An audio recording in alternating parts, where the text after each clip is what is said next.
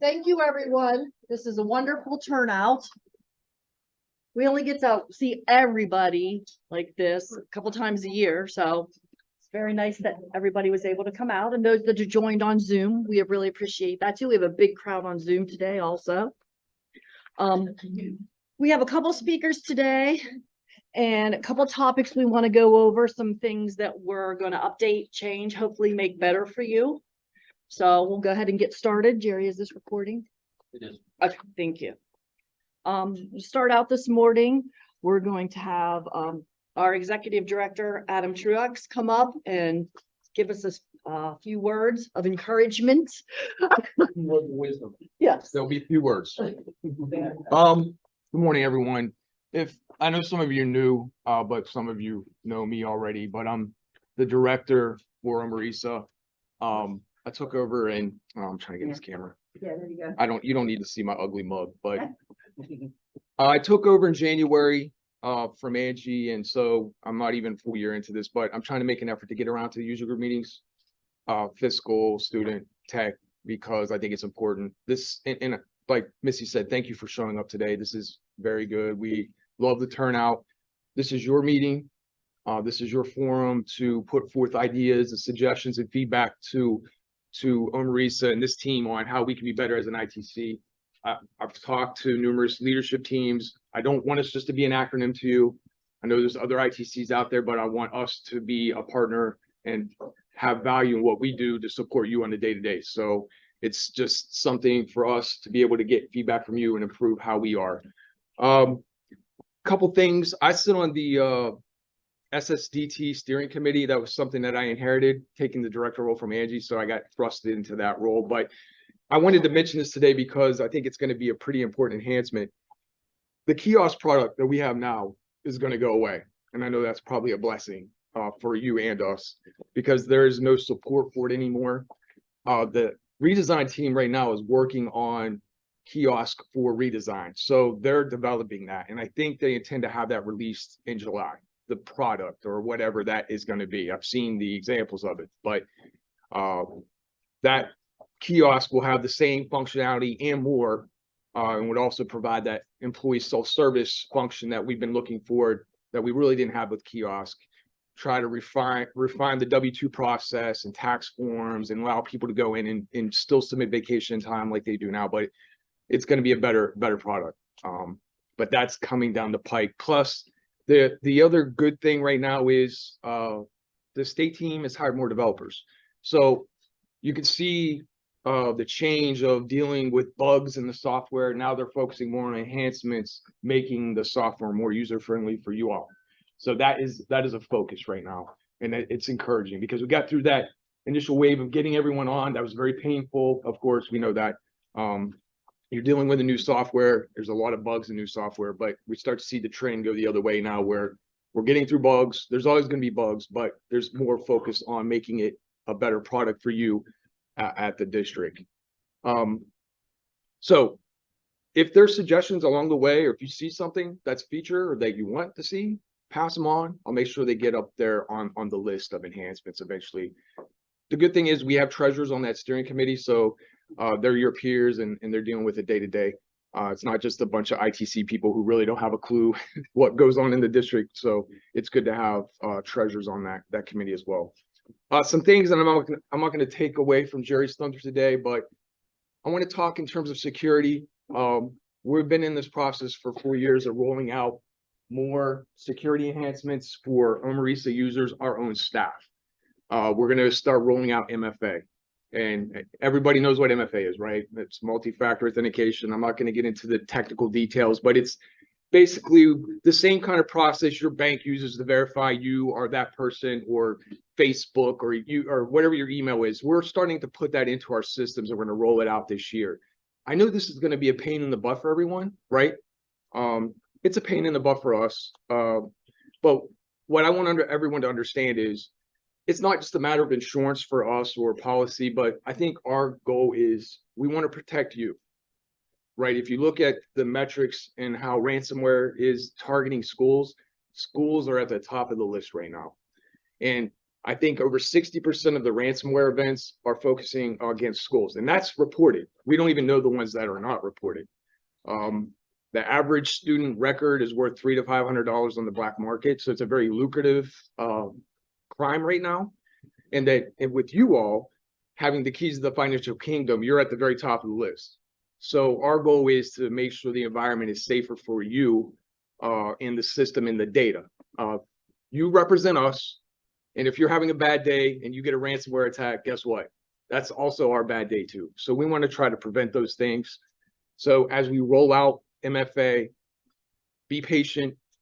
This is new for us. It's going to be new for you, but I just want everyone to understand it's for the greater good of trying to protect you, data, and your district.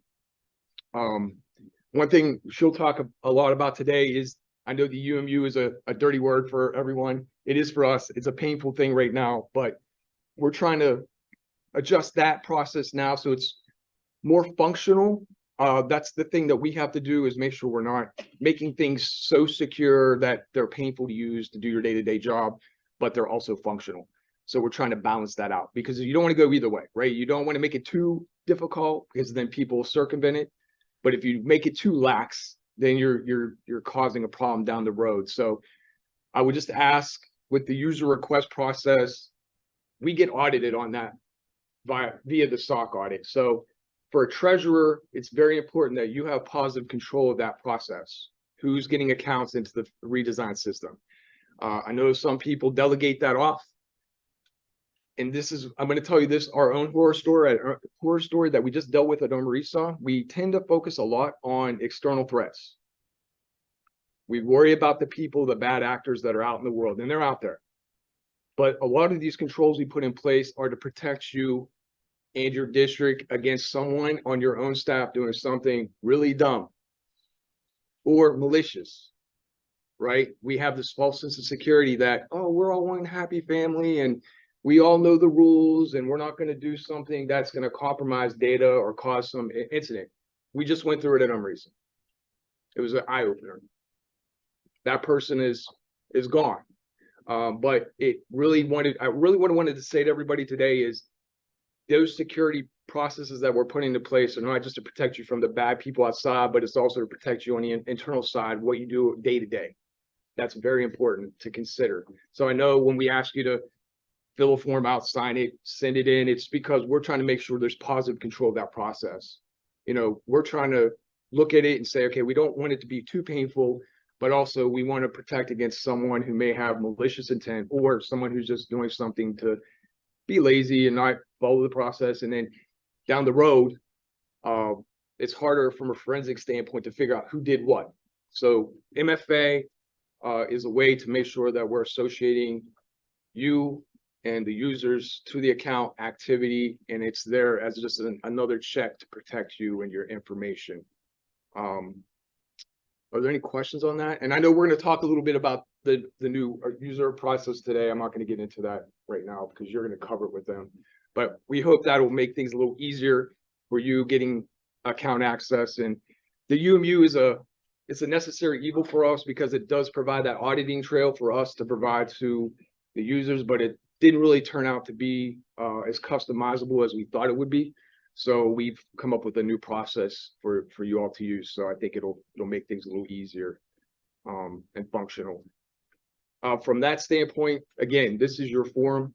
If there's some service down the road, or if there's some way we can help you as an ITC, there are no bad ideas. I know in today's world, we K-12 and public ed is under fire. I know you all wear multiple hats. That's the trend. So I look at it as an opportunity for us to step in and help you either through training, more services, or personnel. We're here to help in any of those aspects where we can, because again, your success is our success. But that's all I have this morning. Are there any questions for me?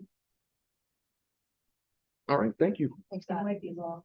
Real quick, did everyone sign in? I'm gonna grab the sign-in sheet and pass it around if anyone missed signing in this morning, because we had to move the table so that people could get it. So I knew it threw everyone off because you guys are used to a pattern. So I will pass that around. Next up is Jerry Neidel. He's going to be speaking on some products that are out there to help keep you guys safe. And there's a pamphlet. So I have some extras up here. Somebody didn't pick one up and would like to have one after Jerry goes ahead and explains everything to you. So go ahead, Jerry. All right. On Zoom, you guys should be able to see the PDF document I have up. It's a cybersecurity brochure. The panel with the is it? You can see this? Yeah, we can. Oh, because I'm sharing the whole screen. Yeah. Yeah. All right. So it is minimized. Not up here. Oh, it's free. Minimize your users. Please. Okay. All right, we'll get this figured out. Yeah. But to piggyback off of what Adam said, let me get to that computer over there.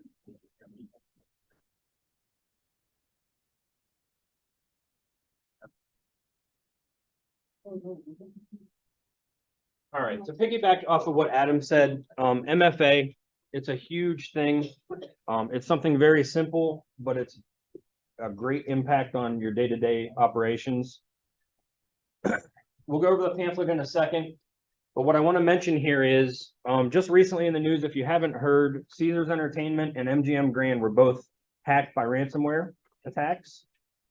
MGM Grand, what they did was they went out to LinkedIn, they found an employee that worked for MGM, they called the help desk and said, I want the password reset. About a 10-minute phone call conversation happened, and in those 10 minutes, they persuaded the help desk person to reset that password. They were then able to log in as this LinkedIn employee that they found, and then gain access to the system, and then install the ransomware and take over. MGM lost $60 million on average in 10 days. Everything was shut down. Their slot machines, their hotel rooms, they had to use the old school master keys to get people into their rooms. We're not talking a hotel that has 100 rooms. We're talking thousands of hotel rooms. So to get the personnel to be able to handle that is tremendous, let alone dealing with it in general. The reason I mention this is what happened tells me that they didn't have MFA in place. Because if they did, when that password was reset and they tried to log in as the user would have gotten a text message on their phone saying, hey, are you trying to log in right now? Is this you? And if so, I need this code, or I need your fingerprint, or I need some kind of proof for you to log into the system. So a $34 billion company did not have MFA installed. If that's not an eye-opener, I don't know what is. Because all it would have taken was having MFA, and that employee would have gotten a notification saying, is this you? They would have been able to call their manager and been like, hey, somebody's trying to log in as me. I just got a notification and it's not me. It would have stopped that from being able to happen. So when we tell you MFA is coming, know that unfortunately it's not an option. The big driver is cyber insurance. It's becoming a requirement for cyber insurance, but know that it can stop things like the MGM hack. Know that there's a reason that it's being used. Okay. So when we talk about the pamphlet, what I wanted to mention here, we put this together to let you know, on the inside cover, we talk about, we have partnered with 3 different companies. And I'm going to talk about them a little bit out of order, but Abnormal is the first company that we've partnered with, and they do email security. They have a really slick system that monitors your emails way far and above what Google does. So you still use your Google 2FA to log into Google. You still do what you normally do, but it monitors the emails coming in and going out. It can look for keywords. It can look for bad links. If something gets marked as spam, it doesn't just remove it from your email address. It then checks your servers and says, hey, this email is in 5 other people's email addresses. So let's remove it from those as well. So it's far more advanced than anything that we use today. So know that that's out there. If you're interested, you guys can reach out to me. We can talk about it. We can get you a demo if you're interested by Abnormal. And then we can talk with you about pricing and quoting and all that stuff at a different time. InfoSec, if your district uses something now called Know Before, this is the same thing, just a different company at a much, much discounted rate. They offer special education pricing for K through 12, and it is literally pennies on the dollar compared to other companies. So I mean, you're talking usually a couple $100 a year compared to thousands of dollars a year. So what this does is phishing campaigns for emails. So your IT person can set up campaigns and it'll automatically send out emails to your users with fake links that look legit. If one of your users clicks on that link, it'll tell that user, hey, you've been phished. You've clicked on a link you're not supposed to click on. Here's a link to a training now to go out and learn about why you shouldn't have clicked on that. So it does that automatically for them, and it does them periodically. Again, cyber insurance is the main driver. It's supposed to happen at a minimum once per year. So with the campaigns, you can have it run 4 times a year, and it's nice because it helps your users get trained. And then last is the CrowdStrike. This is the big one that we're excited about because we just signed up with them. This is a complete package of EDR, MDR software, which to you, most of you use 37.4 as your antivirus software. This replaces that and then some.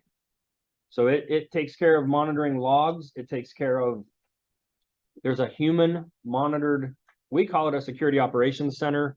CrowdStrike calls it something different, but it's humans monitoring your logs of all your servers, of all your network traffic.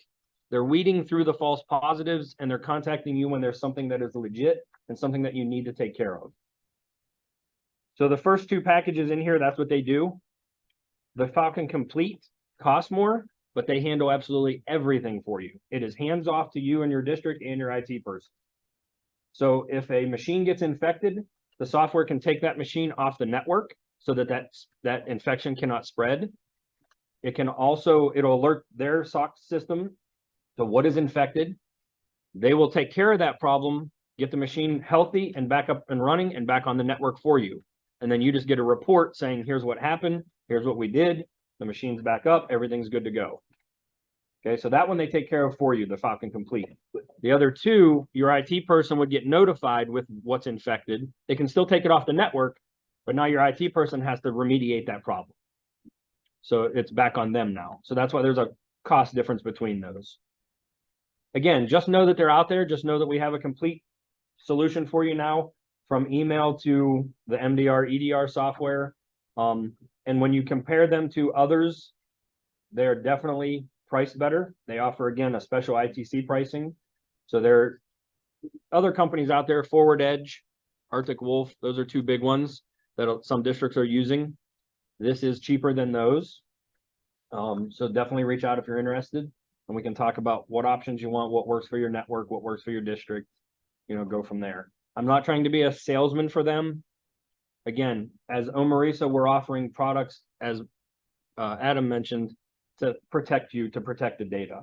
When you think about your fiscal data and redesign and what's in there, it's technically no different than a banking website. You have account numbers in there, you have payroll information in there. It's money. It's the same thing as a banking website. So we should be protecting it the same way as a banking website. And then student data and progress book, it's Social Security numbers. Again, it's no different.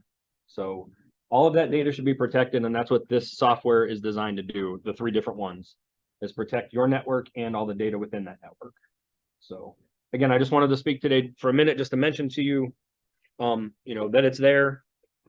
And then most of your tech coordinators, I will be talking with them November 8th. We have a user group meeting for tech. Most of them will know that it's coming, and we've talked about it. And I'm working with them right now as we speak to get them quotes and what fits your district and stuff. But as treasurers, I wanted you to know what's out there. I wanted you to be aware that this is definitely cheaper than the other 2 options for the full hands-off package. And again, just reach out if you have any questions. Thank you. Yeah. Okay. Thanks, Jerry. Your contact information's on the back of that rate, so they would need to So here's his web. already. He can get what he needs to, and then you'll need to share your screen again. Okay, how do I do? Um, Next up, we're gonna have Chad Stein from SCView. He's gonna come up and just kind of give you guys some tips, tricks. Maybe if there's any questions you have, I'm sure he'll be grateful to answer anything you might have a question on. You just need a web page. Just one page. I'm sharing Google then. So it's up there for you. Yeah, Google guy, huh? Is that all right? It's fine. Okay, type in what you need and just don't trip. That would be Wouldn't be, bad. wouldn't be the first time. That would be bad.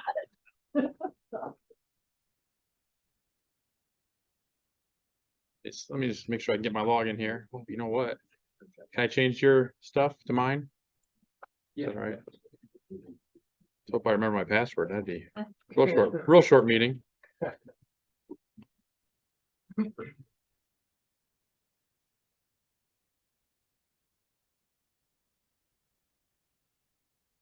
What's this?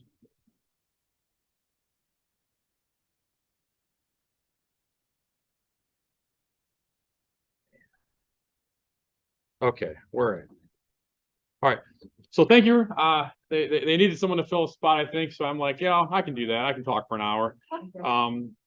I actually seem to know a lot of you guys. All right. Look at this. Who in here does not use SC View? Wow. All right. That goes half my speech. So everyone uses it. That's good to know.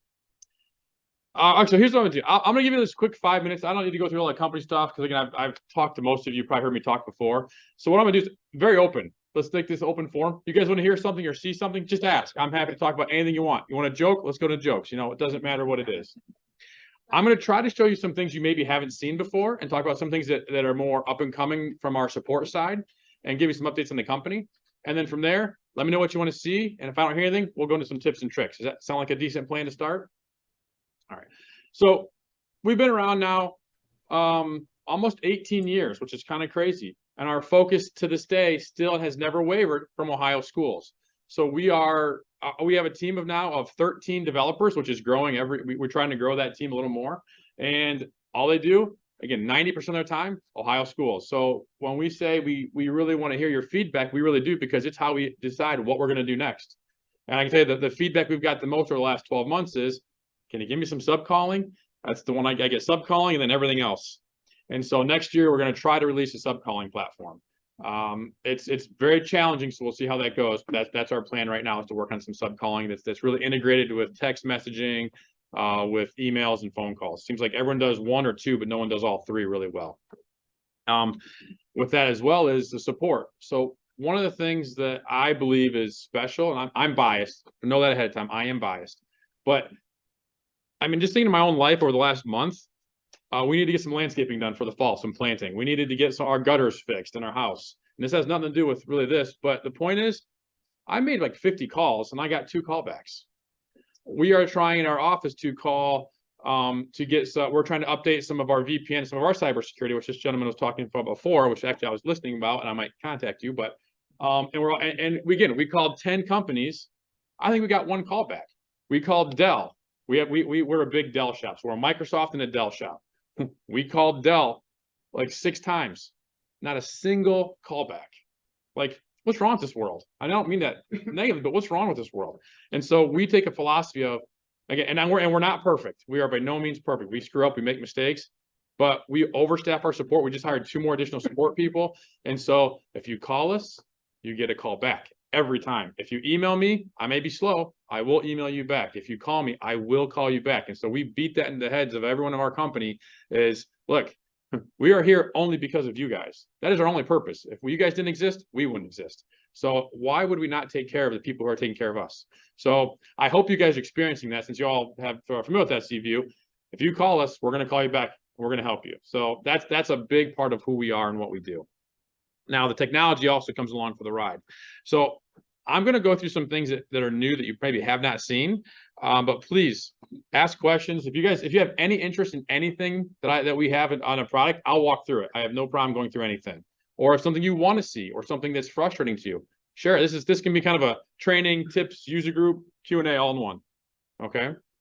So first, I believe everyone knows how the search works. I'm going to spend 10 seconds here. When you want to find something, you should find it in 10 seconds or less. Special education, I could have picked really any record type, student records, personnel files, it doesn't matter. We are the largest scanning service bureau in the Midwest now. We scan, and this screen, is really condensed. So in a real application, if the regular size screen, it will look a little better. So if I scroll around a lot, that's just because of the screen size. But if I'm looking for Silly Shorts IEP, there it is. I'm looking at it. I now have my thumbnails down the middle. From here, I can right click, I copy paste, I can put it to a workflow, I can print it, whatever I need to do. I can also, with administrative features, I can drag and drop that page, rearrange it. I can pick my specific pages. I'm gonna go out on page 1, page 3, and page 6. I can do that. I can print or email just those specific pages or cut those pages to a different document if I need to move stuff around. All of the documents have nice little buttons in here, so I can do redactions and I can do highlights. I can highlight that. And because we work very close with the state, we're always in contact with the Ohio History Connection going, how do we make sure you're compliant? How to make sure you're legal from a record retention standpoint, not just a, can I find my records? But they do go kind of hand in hand. Same church, different pew. And so we're always working with them, trying to make sure we're updating the best record retention policies for the district. If you have questions, ask us. We can give you some advice. We're not the masters of it, but we definitely have a lot of experience in those worlds. Any questions on this page before I kind of move? This is just a basic. You want to find something, here it is. That's how you get to it. From here, let's go to something a little more interesting. So the idea is, if you have paper in your district that you want to get rid of, call us. We'll help you get rid of the paper, put it in here, and make you find it. But the goal is not for us to keep scanning all your paper. It's to try to help you go, if you're 100% paper-based, how can we get to 95% paper-based? How can we get to 90% paper-based? How can we take something, maybe a form or a packet, a hiring, maybe something else, and move to a more digital world where it's safer, more easily protected? And also, you can't lose it. You know, I mean, I'm sure someone's experiencing here a loss of a document. Well, if it's in here, you can't lose it. It's audited, it's HIPAA compliant, it's FERPA compliant. All these things kind of come along for a ride in a very high-tech data center. And the other part of this that is really nice is we believe strongly this is your data. We're helping you manage it. So as a vendor, you say, hey, Chad, I want all my data. Okay, here you go. We don't need to ask questions. We don't need to ask for conversion prices or anything else. You want your data, it's yours. We're helping you manage. Just ask, here it is, you have it. Now do it every week, we'll probably start charging you, but routinely we can handle that. All right, so now that we know how to handle how we're storing stuff and where we're storing it, where that paper goes, let's start making something digital. So we have some new features in this one, so I'm going to try to get here. So this used to be our mileage module. It is now an expense and mileage module.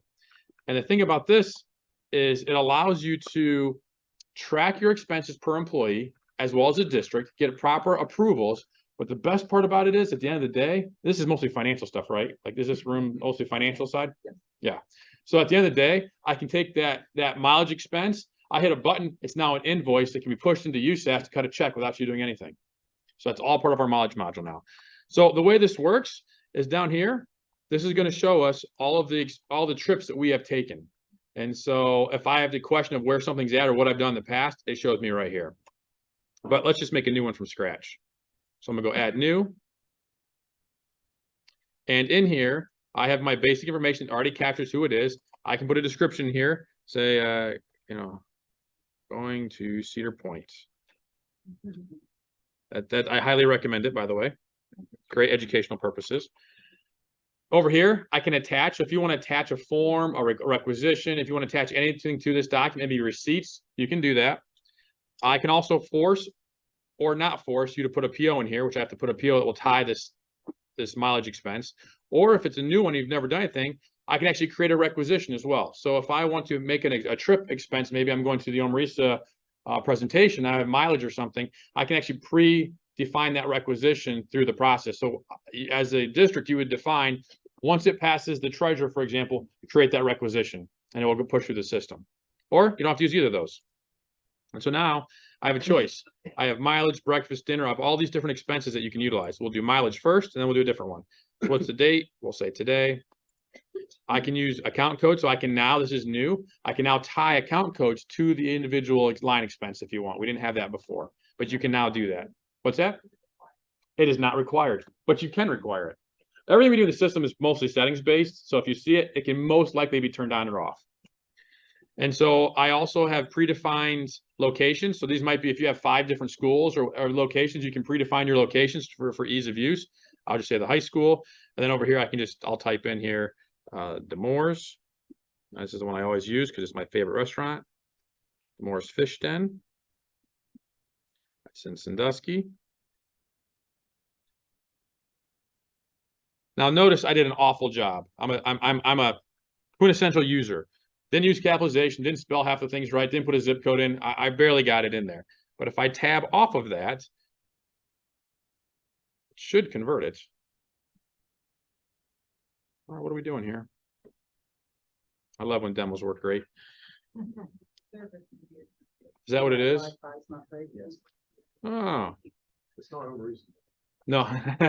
Once we don't get blamed. So what it's supposed to be doing, if I don't have internet, I'm gonna be in real trouble, but what it's doing here, it's actually going to Google and it's finding that name and gonna convert it to a proper address and put the mileage in. She was just waiting for, it was a suspense. That was a suspense load right there. Those cost extra. So what it did was it took that address and put in there, so it auto populated the mileage for me. If I put this into Google, it auto figured the mileage for me from just a name, not even an address. And from here, I can simply hit add. And I'm gonna probably click so many buttons because it's going slow. And if you get a speeding ticket, you're paying for it, right? You can put custom comments in here as well. You can make this form look like whatever you want. Now, if I were to do the same thing, let me just pick another one here, which is high school to middle school. It puts a mileage in. I can, as a user, override this and put a different mileage number in. So I'm gonna say instead of 53 miles, it's 530 miles. When I do that, though, it turns yellow, meaning everyone who goes through the approval process is gonna see that I changed this what Google says it should be. And as it turns yellow, less people will use it. That's just how it works. And so when it goes through the approval process, everyone knows you changed it. And if I try to submit this or add it, it will not let me. It says, hey, you changed mileage. Why did you change it? And it forces me to put a reason in. And the reason is simple. Inflation. Yeah. Right? I mean, we've all experienced it. So now it's going to put that in there. I hit add, and now you see that line's yellow permanently. Okay. Something else that's new is I now also have like per diems. So something that if you have the mileage module, you may not know this. This is it just came out. I can actually put a per diem now per meal. So let's say I want, $10 for breakfast, $20 for lunch, and $30 for dinner. As a district, I can put that per diem in here. And as a user, if I go 3 days in a row, if I don't go over my limit, I could be $30 on Monday and Tuesday and Wednesday not use it. I can put in, it'll accept it if it's $10. However, if I put 1 day in and it's $10 and I put in 15, it will not allow me. It says you are over your per diem amount. It will only pay you up to the per diem. So if I put in $15, it's only going to pay me for 10, and it's going to display that on the screen. Any questions on that? That's one of the newer features that has been asked for. Within there is the ability also to, where it used to group things together, it now will actually take the expense line items and put them on the PO. So before it would group things all into one. Now we separate them per line item on the PO for better accounting purposes. Another request that came from districts. Any questions on the mileage or expense at all? I can show you anything in here if you want. Yeah. We have the mileage. Do we also have the expense? Because I don't remember seeing. It's a setting. So it's something we've added. All you have to do is email call support and say, give me expenses on my mileage, and they'll flip it on. You'll have it within 24 hours.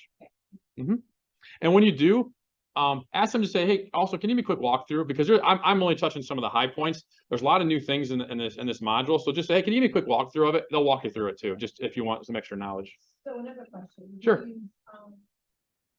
Leave expense Okay. or Leave module. So you can do the cost or You can.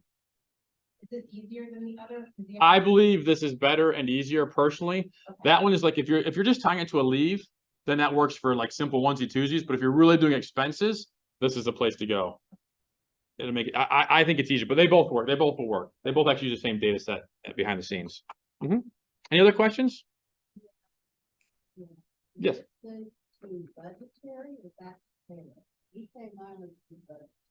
This will go through budgetary. But now I'm going to push that a step further. It will go through budgetary, but there's a button in workflow that'll push it to payroll.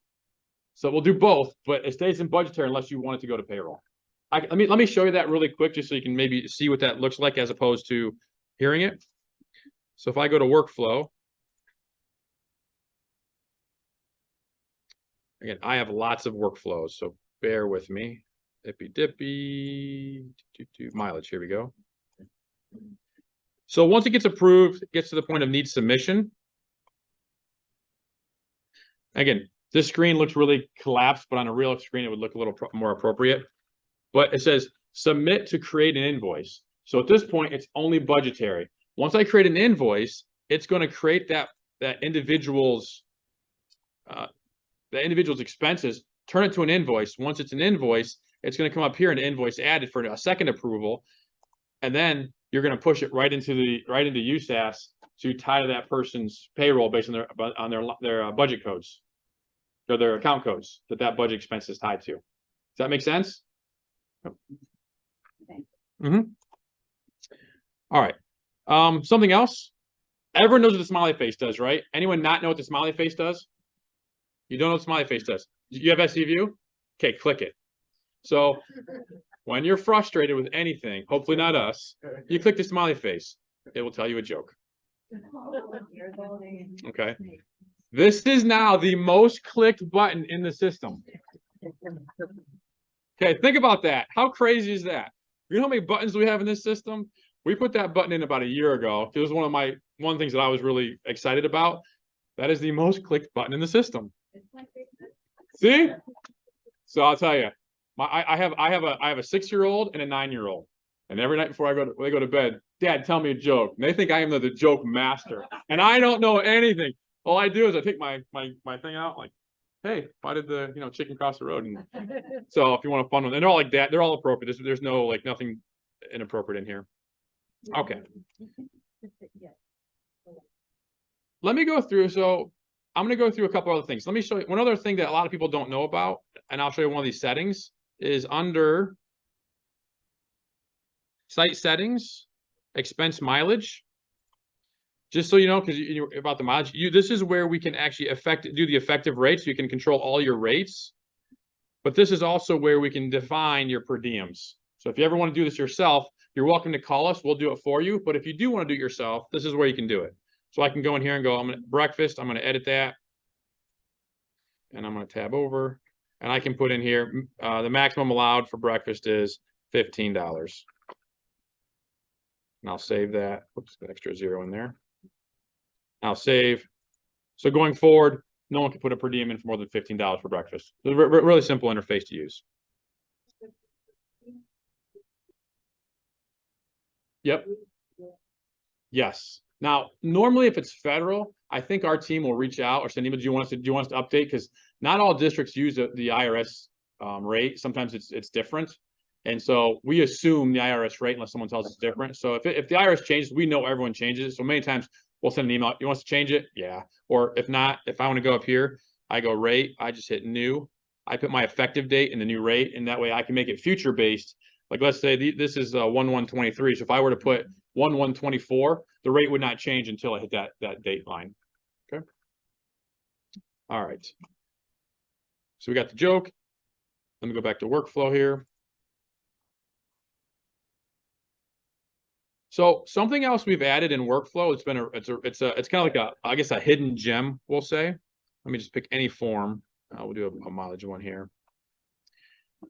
So we have this button right here called add a signature request. So we are doing more and more things like DocuSign, like the Panda signs, all those types of ideas, but we now have it incorporated into our workflow. So what that means is if you have a form or a document that goes in the workflow and you want someone to sign it, I can go from my workflow and go add a signature request.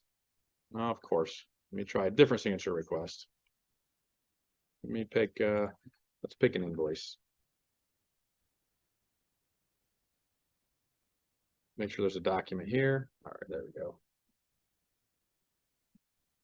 All right, so I selected a document in workflow and said, I want someone to sign this document. So it copies a document for me and says, all right, who do you want to sign? You know what, you're not gonna have any email addresses in here. Let's do this. Stein at, there we go. And then I'm gonna add another one. Let's do T Stein. There we go. So this will actually pull from your users. So when you're in your database, your users will be this population list. Okay. And if you add a new one, it'll also get added to the population list. So let's say we're sending something to Adam all the time. As soon as you do it once, he'll be in the list for going forward. So now it says, okay, this is the part that I think is really neat. What needs to happen? So if everybody signs, if all signers complete the request, let's approve it. If any signer declines a request, let's deny it. So as an action from workflow and requesting signers, you can automatically move things through a workflow. This is really neat. I've seen a lot of people do it for special education. I've seen them do it for electronic forms. There's a lot of different applications for this. Once that all looks good, I simply hit next. Now it's going to pull up that form, that document for me. And again, I just kind of picked one. So I'll put some more stuff in here. So everything's color coded. So I'm going to put a signature for Chad right here. Drag another one. That'll be Troy's right there. And I can put a little note on there if I want to. See if I can make this look a little better. Sure, wait. I can't zoom in, zoom out. Sure, way to zoom in and zoom out on this one. You locked me out. I'm locked out of zoom ins. I must be. Control minus normally zooms. You know what? I'm locked out. Again, I struggle. I have these big, nice 24-inch monitors, and I got this little one here, so it'll fit better in the real world, as I keep saying, because I don't like the look of it. But you put your signatures in there. I can put initials. I can put date signed, email addresses, text box, check boxes. So I can put kind of little basic things on this form. I then hit next. Now this is the email that's going to go out, and I'll say, you know, please sign ASAP.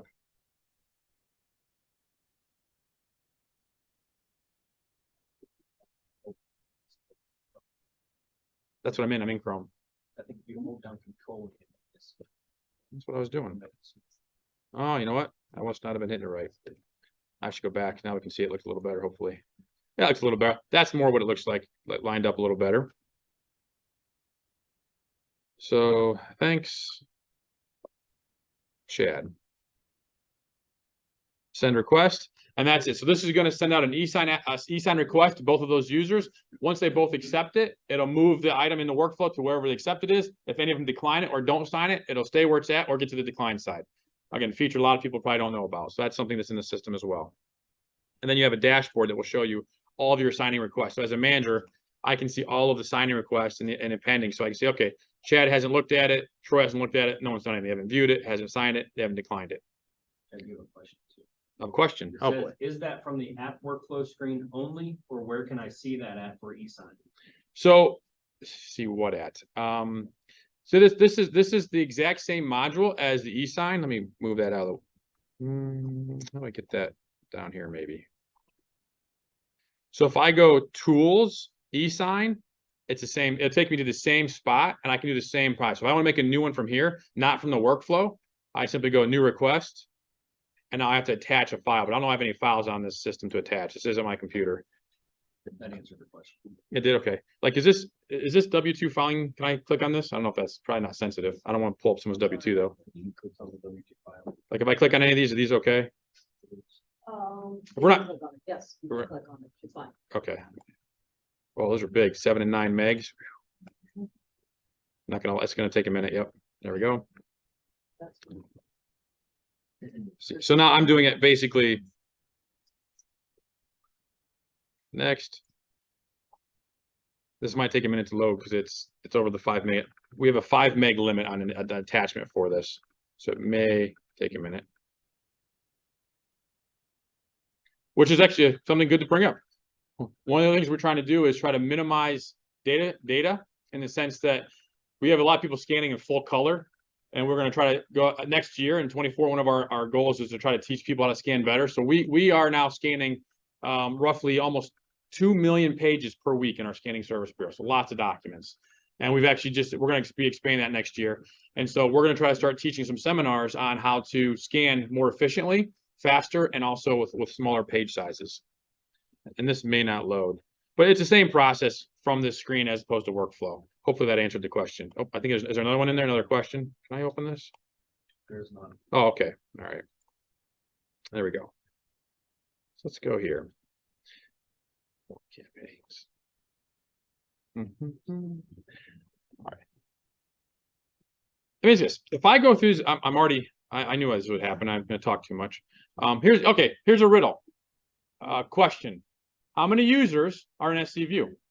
Oh, Okay, that's a good answer. That's a good answer. I haven't had that one yet. You win. No, I'm going to use that one. What do you think the number of users are in SC View at this point? At this date? Any guesses? Oh, someone's got a guess. 200,000 users? You're just in the state of Ohio, right? No, not really. But our focus is we're in Pennsylvania. We have about 300 schools in Pennsylvania. See, that's a little bit of if demand. Yeah. All right. Well, so we have 126,000. So that's the closest guess I've ever had, believe it or not. Closest guess I've ever had. She get anything for it? Right, yeah. Yep. All right. All right. One more. How many pages are in SC View? That's Any guesses? 1 million. 3 million? You're talking scanned pages? Scanned pages and electronic pages. Scanned electronic pages. How many pages are in SC View? Oh, I think 2 million? Anyone else? What's that? So we are almost up to 1 billion. We're almost up to 1 billion records. We predict next year we'll have over 1 billion records in the system, which is it's mind blowing, honestly. Okay, so keep going electronic. $1,000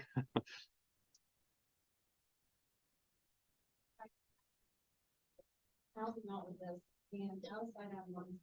Yep. You're just storing, and there's probably things to store, but then. Electronic or paper? No, we do not have fees for electronic storage. It's one of the.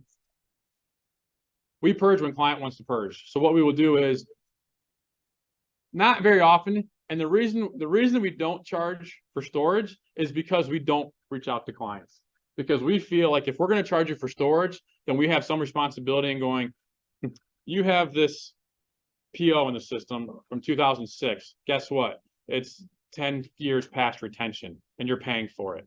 I know, and that's where we like to differ ourselves. Is like most companies like, oh, the more keep bringing more and more. We're like, no, we're going to move the ball forward, not just try to make money on old stuff. So the reason we don't charge is because we don't warn you. But if you do want something out of the system, we have a lot of tips and tricks to do that. So if you ever want to spend a time with the document purge, and we do have an individual who is, anyone in here know Brandon? No, okay. So Brandon's the guy who's been on the road for years. He's been an awesome employee for us. He's been 9 years with us, and his back's getting sore. We're like, all right, let's get you off the road. And he's a super intelligent guy. One of the things he's going to start doing is going through every client and go, do you need all this stuff in here? And hopefully start the conversation. He's not going to make any decisions, but he's going to start the conversation. Kind of what you're saying, but we're going to start with the physical paper first, because you do pay for that, and then move that to electronic conversations. So, yep. Any other questions? Is there anything you guys want to see? Again, if I brought my tools down here, yeah. Something was brought up for last year's meeting. New Philly uses SCU to print W-2s and 1099s. Oh yeah, we have tax documents in here. Mm-hmm. Okay, so is that something you guys would be interested in seeing from SCU? I'll go that. I'll see it. I'll add that. I'll do that one next. And let me ask. So if I go through this list, if there's anything in here you want to see a quick tutorial on, or questions, or even if you have issues, let me know on e-signing, electronic forms. I'm gonna say, in my opinion, electronic forms is the most underutilized module. A lot of districts have it and don't utilize it.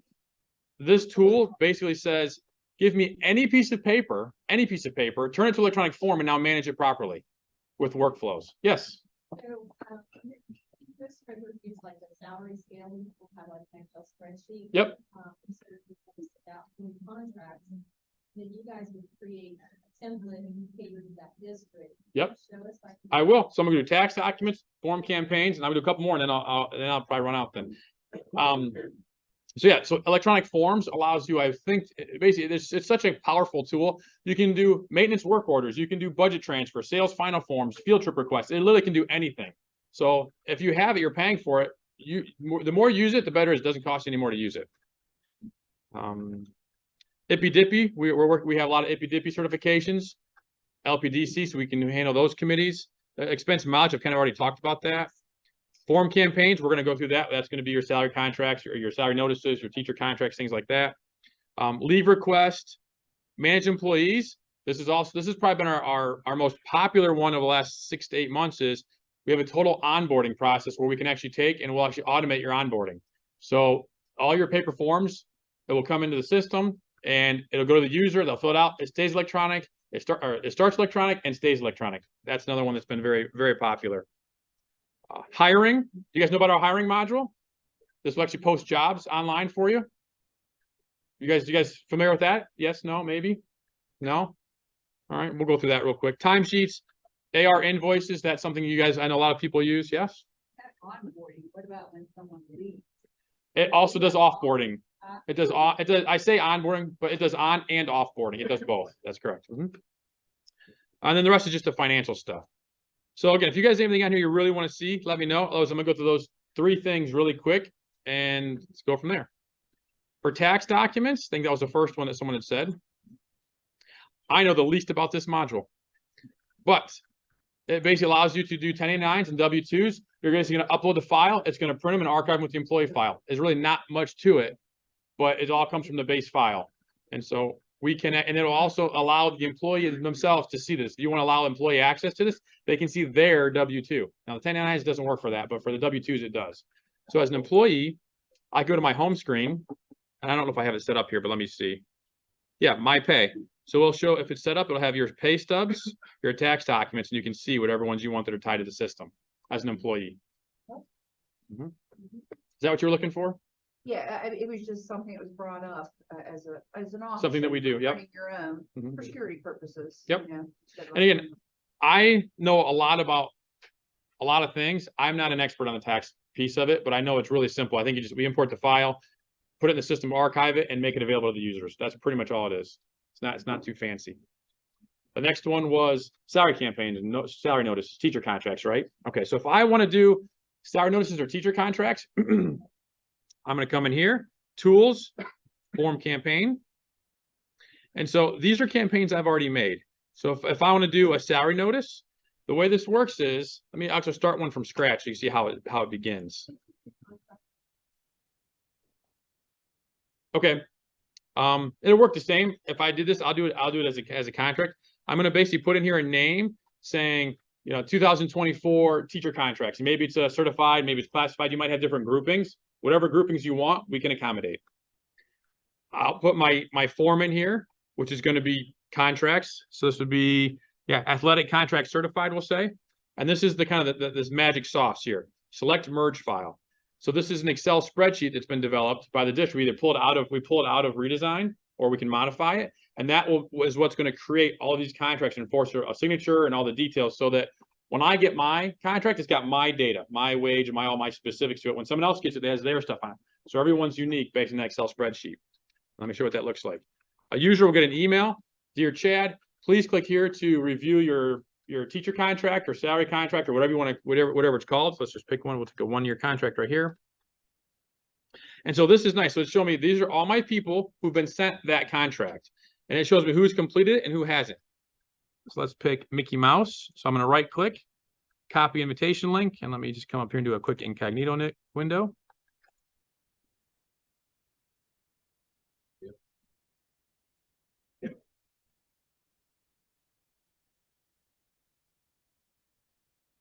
Take your word for it. So now that when the person clicks that link on that email, they're seeing their specific contract. This is customized to you. So your wording, your logo, all your stuff's put in here. They review it. It's got the data in here automatically, school year, all their stuff's already information. In this case, I have Tony Stark as our president, so he's. Oh, you can't. So I see it. You can't. That's what you're saying. We only shared, I gotcha. All right. Do this. Then this is going to break my session, but that's okay. You're worth it. Now we can see it. I see what you're saying. So I was like, I got incognito. I can see it. You can't see it. So let me say that again. So this is your contracts, your details. Anything that's pre-populated will already be on here per that specific user. So their name, their address would be in there. Their salary information would all be in here. Their steps, their column, their steps is all in here. And then you can require them to sign it or not. So if I do signature, I'll come in here, sign that, or they can type it if they want to type it.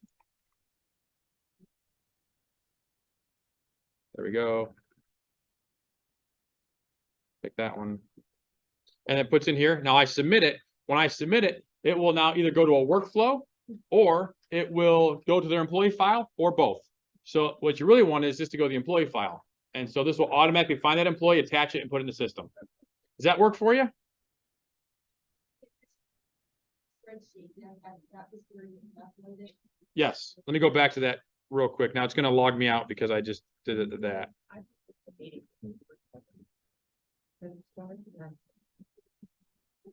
You're going to mine. You want to approve that requisition. So therefore- I can get that. Hey, as long as it's an SCSS demo 23, I got it.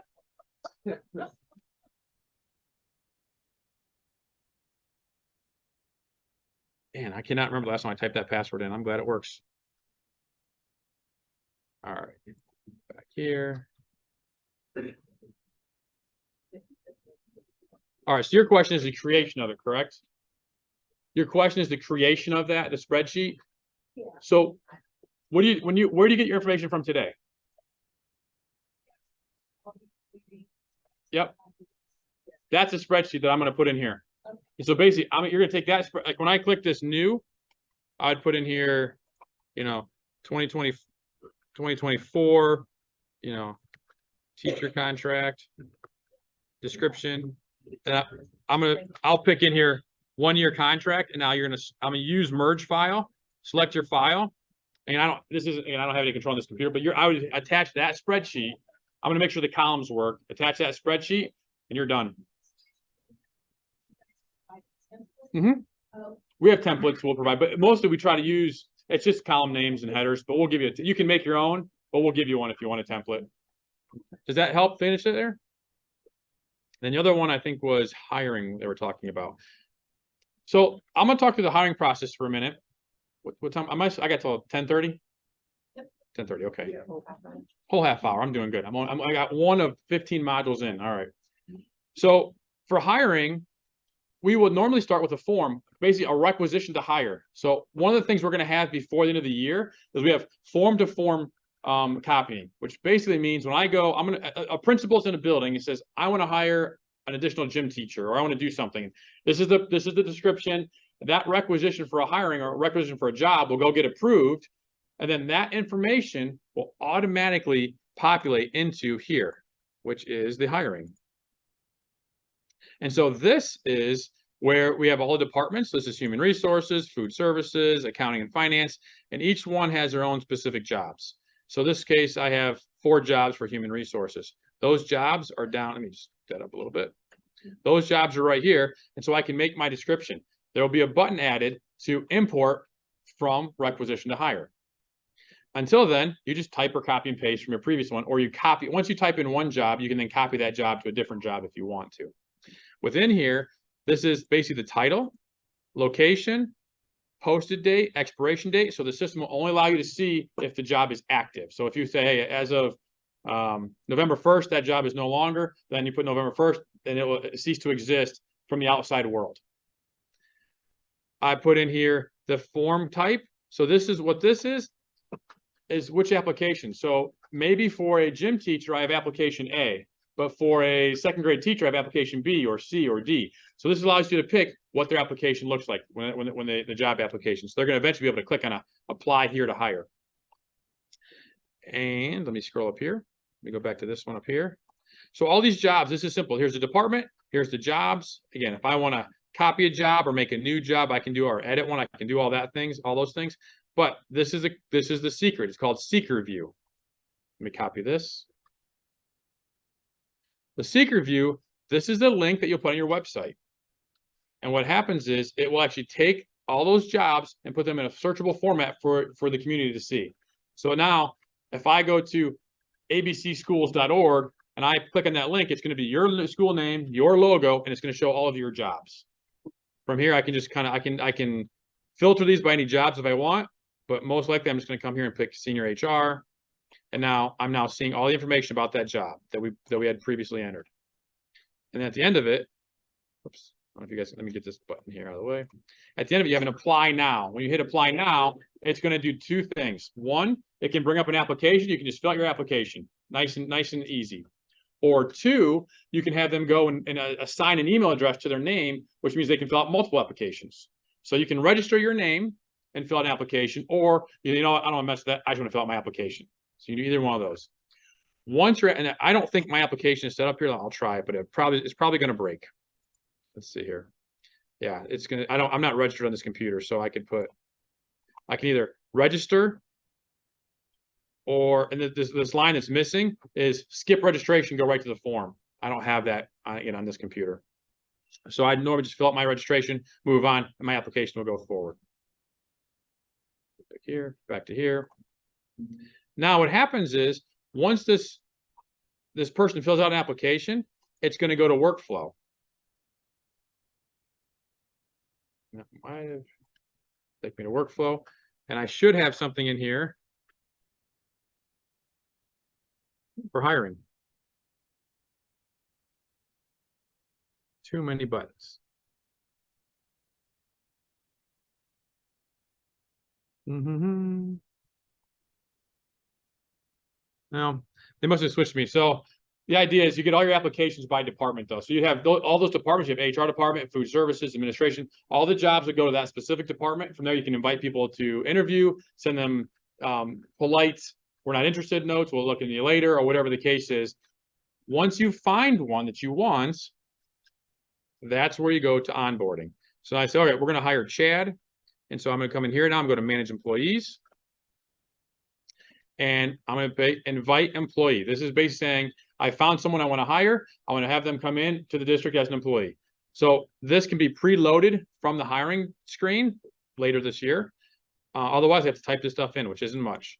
First, I figure out what I'm hiring. So I have multiple hiring groups. So through the onboarding process, you might have 5 or 6 different hiring packets. You pick which packet you want. I'll just say certified new hire. And I go through, I fill out first name, last name, and email address. From there, I hit invite. And once I hit invite, an email is going to go off to that person. Dear Chad, congratulations on being hired by the district. Click here to fill out your onboarding paperwork. And I'm going to show you what that looks like. Let me just find one here. Copy invitation. Again, it's gonna kick me out of the system again because I'm gonna go to an external link. That's okay. And so now what happens is all that information that those first name, last name, it comes and it populates your basic demographic information. We require this because it's what we need to post to USPS in the end. It also will auto-populate. You see all of these things on the left say not started. So if I click on one of these, let's click on this criminal one here. It's already got my name in it. So it will auto-populate. Once you put something there once, it auto-populates everything else for you. Does that make sense? Any questions on that? Eventually, you can go through, get this all filled out, and we're going to hit, sorry, this Zoom link keeps covering my buttons here. At the end of this, I'm going to hit Save Form, and when I'm all done, it's going to say Submit Forms. When we submit forms, the user can print them out for themselves if they want. It will ultimately create their employee file in SCView. So as I fill this out, it now creates my SCView file, and it will also go to a workflow. And that workflow can be all the forms once together, or they can be split up and maybe one goes to payroll, one goes to HR, one goes to IT to create an email address, whatever the case. You can build as many workflows as you want based on your forms or your hiring packet. Once those get approved, this will then take that employee and push him or her into USPS. It will only create the demographics right now. So the basic demographics will be created. We're not going to do the salary stuff. That's really for the district at this point. There is rumor that we're going to have the ability through a new API from the state to be able to push a lot more information next year. We don't know if that's true or not, but that's a rumor we've heard. So we're hoping that we're crossing our fingers the new API is coming out. Next, have you guys heard of, Adam, have you heard about that at all? If there's new API that the state SSDT is working on? Yes. Yeah. We know there's something's coming. We don't know what that's going to mean for us exactly, but we hope it gives us more opportunities to do more things. That's the integration that you're talking about. Yeah, I think so. Yeah. Mm-hmm. Yep. Any questions on onboarding or hiring or forms in general or form campaigns? Any questions, any of that stuff? Yeah? We just signed up with forms campaign, but we've not been running through the budget.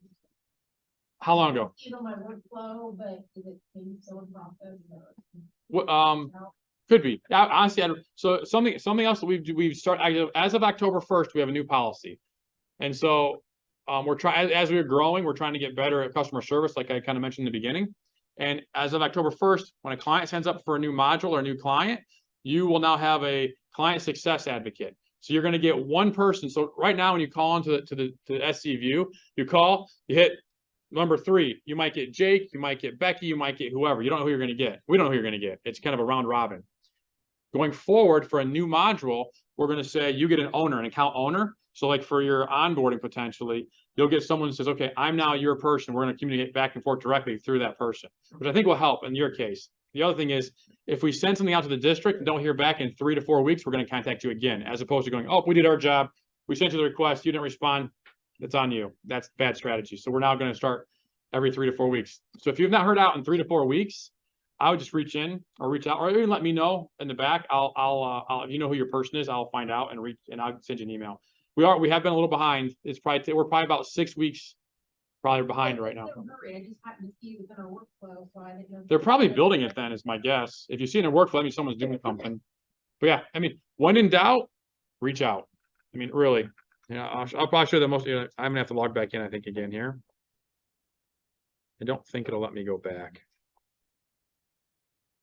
Yeah. Log in. Question from online. Okay, Do you have, or will you have a capital asset or inventory model? oh, it's a tricky question. Who was that? I mean, I don't need to know, I'm just kidding. Let me do this here. Oh, Mark. Oh, okay. He's in Florida right now watching. Probably. Okay. So we're on debate. So we started the project. So I have in here, let me get my little Zoom thing out of the way again. Do I have assets in here? You can see it.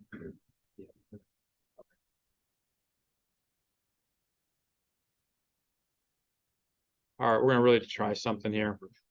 So the short answer is we have a basic concept for inventory and assets currently. It has not been flushed out. It's been something that's been on our radar for like a year, probably. We've been trying to get to it. There's just so many other things that have come up in the meantime that we haven't been able to get to it. So we have one. We have a framework for one right now, ready to go. I was gonna try to show it, but I don't know if I have I don't know if I have the username and password for that database. I'm gonna try really quick here. But we do have one. I don't know when it's gonna go out. That's the problem. If you guys have any developers you can send to us, it'll help because we need more developers. But it's on the to-do list. I guess that's all I can really say right now. Our hope would be next year, but it's a hope. Yes. And this might be just user error, and I don't know what I'm doing, but when you go into searching documents in the financial packet, Mhm. I can search the PO or I can search the chat. I have 3 building projects going on. Okay. Sometimes I want to go to the chat and only see the chat. Okay. Let Um, me show you that. Try to do that, and it shows me the whole packet, and I can't go to the chat. Like, I can find it if I search. Good tip and trick. This is a good one. This is an unknown gem. Tell me what it is. The question is, when I go to the financial packet, I want to search for a specific check. Maybe I have an open PO or a blanket PO and I have 100 pages or 100 checks in there. I want to get to the check I want to see and that's it. Is that pretty accurate?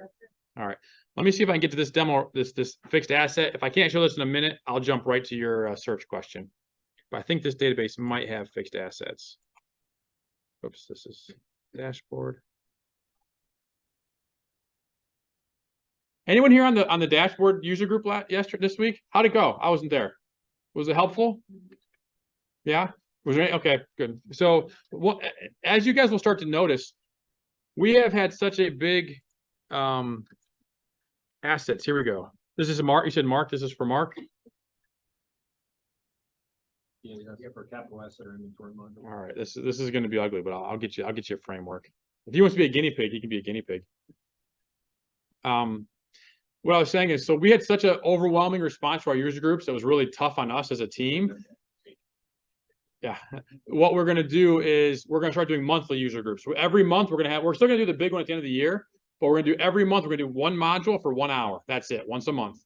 And so I think yesterday was our financial dashboard module. So they 1 hour of that. I think the month before that might've been onboarding. So if you guys have a user group you'd like to see, takes 1 hour once a month, let us know. We'll put it into the schedule for you if you have anything you want to see. All right, Mark, if you're there, this is our framework. Basically, I have assets, I have categories, I have locations, and I have asset types. And again, these are really ugly, but this is our beginnings of that.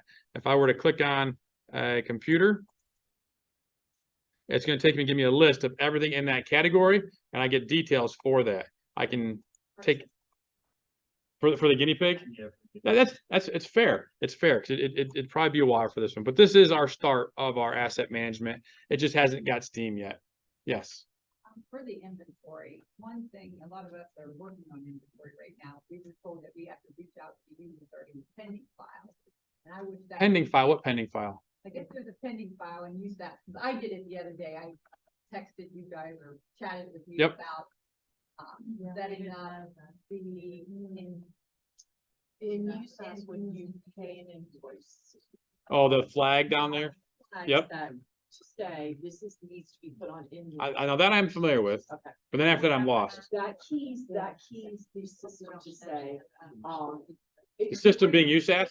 in USAS. That keys the system in USAS to say, this needs to be put into a pending file. So the redesigned inventory module will then go. Absorb it. sync, Grab those items and pull it into a holding place in inventory so that you can then go in, review it and add that into it.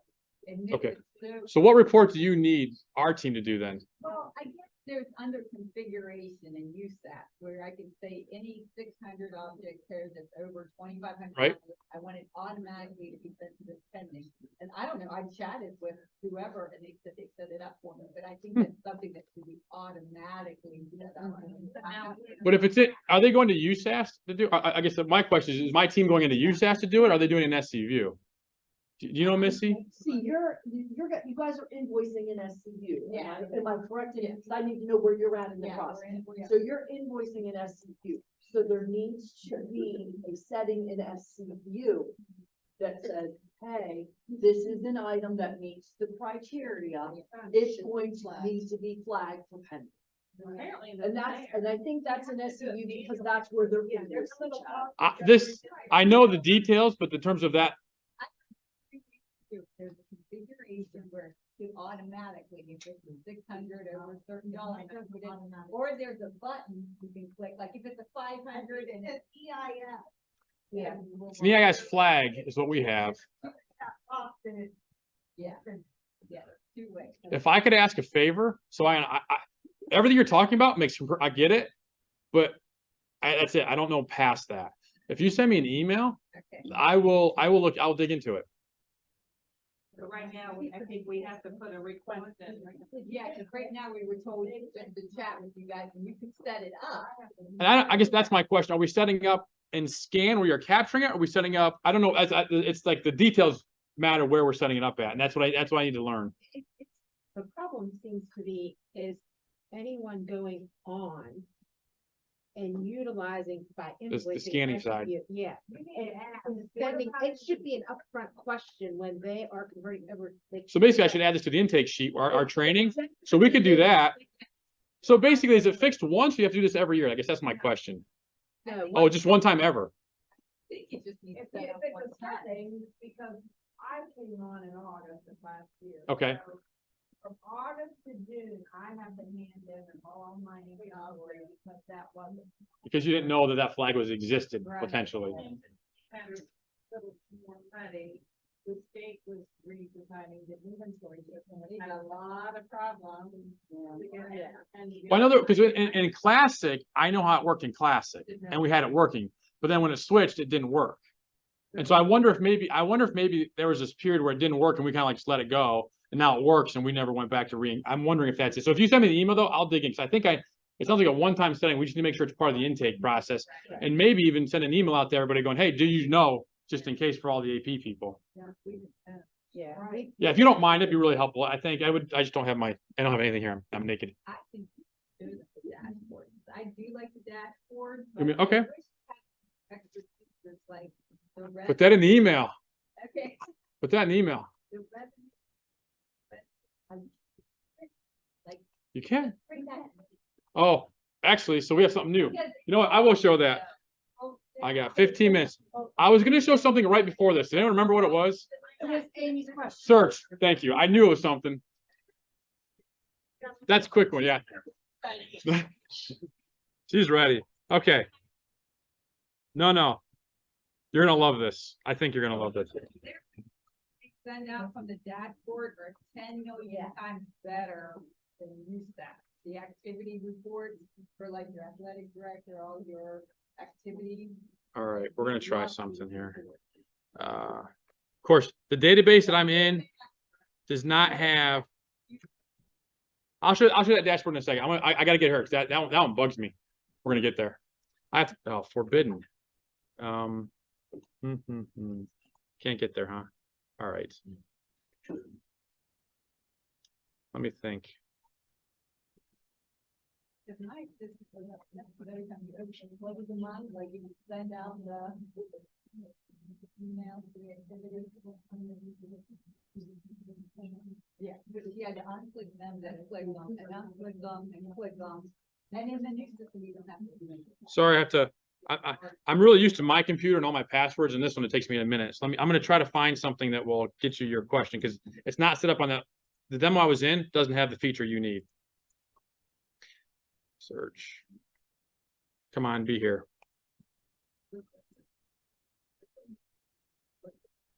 Got it. Okay. Do you have this button right here? Do you know if you have that? Okay. If you know, let's just assume you don't. If you don't mind, send an email or chat or call in support and say, Chad said I want the page filtering on financial dashboard. And this is what it does. Again, I don't know my data in here. There's a little check mark right next to it, if you see that. And it's going to say, prefix your page filter value with CN : for check number with invoice. So what you do is, let's say you have this 100-page or 200-page open PO, and you want to see check number 1, 2, 3, 4. You put CN : 1, 2, 3, 4, enter.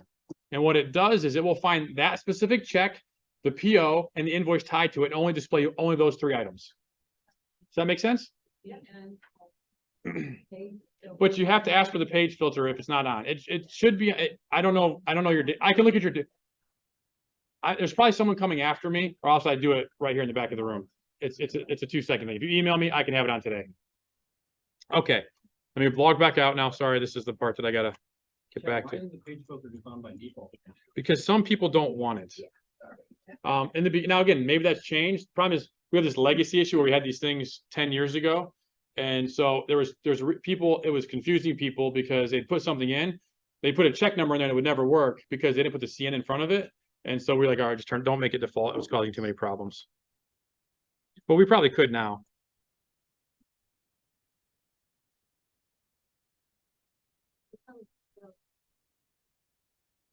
That is our biggest problem. Our biggest problem is people don't know what to ask for. They don't know what we have. And we have no way to tell you because you guys have seen this. I guarantee it. This is what happens. We come here. We have this. That screen pops up. What do? You click on it. Get out of it. Right? All of our updates are in the screen. And then we said, oh, let's email everyone the updates. Now you're spamming everybody. So so how would you like to know about email? How would you like to know about feature updates? Let me ask that question. How would you guys like to know about updates that we have coming out? Yeah, and we just started that like a couple months ago. So we've only had like 2 or 3 at this point. We're gonna start doing it every month though. So we think that's the best way. The trainings, it should be blasted email to everyone every month. Really? It's in your spam folder, they said. Okay. Thanks, Chad. Oh no. Oh, I didn't. He said it. I didn't. I thought we were friends. I thought we were buds. Oh, okay. No. So something else. Here's something that I bet very few people know, and I would love for everyone to utilize this. Our system does not have to send emails from us. We would much rather use your emails and send them to your people because you will recognize them. And every time we do, we get pushback.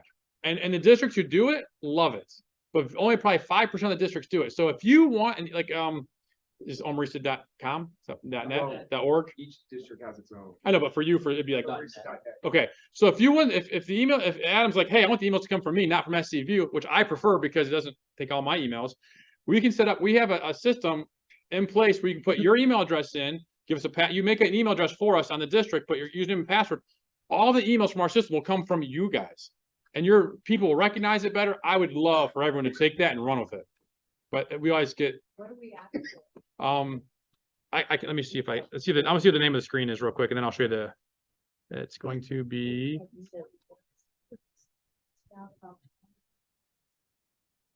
Yeah, she's our new admin.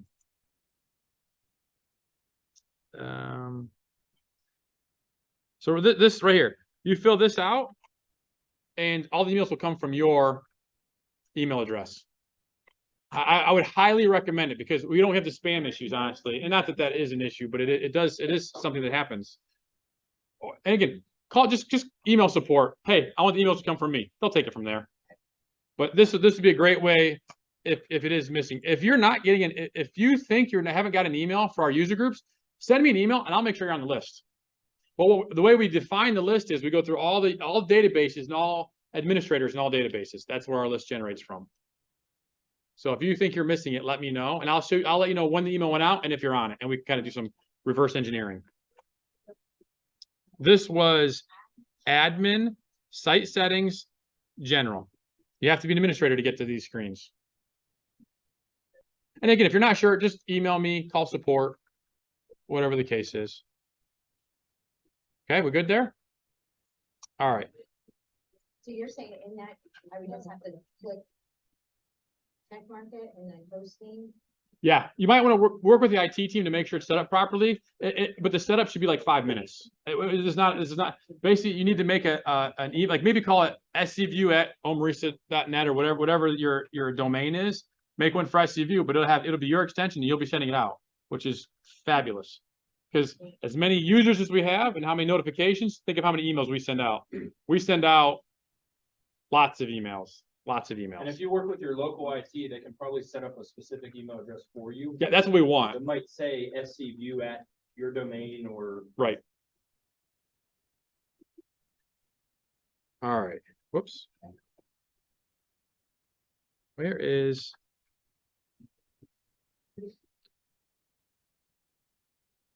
All right. So you were asking about printing of revenue and stuff, I think is what you're looking for.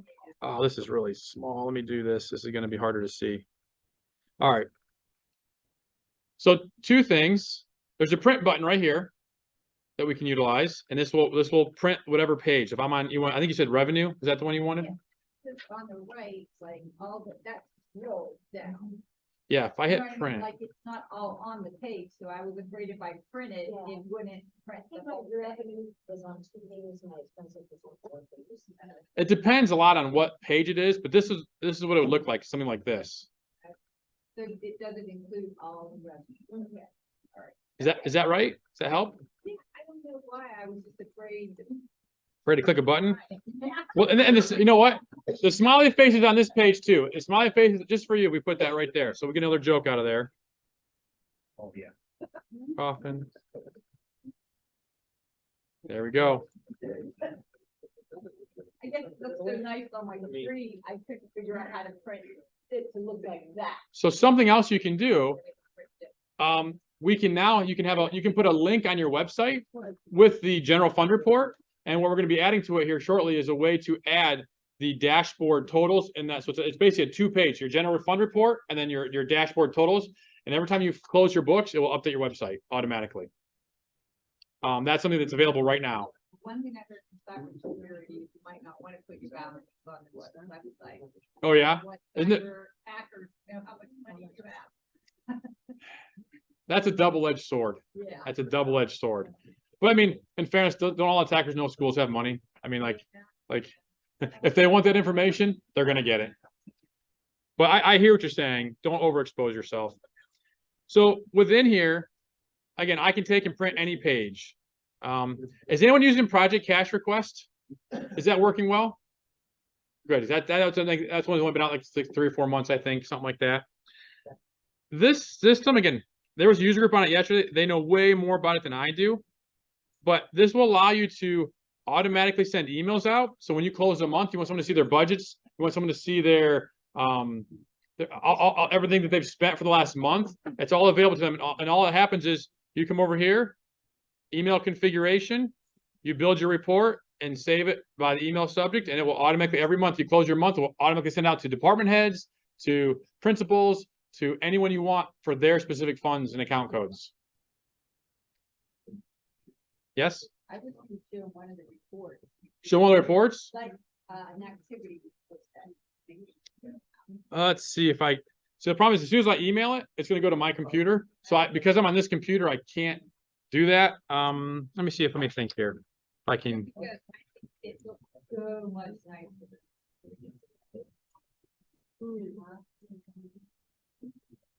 let's see here.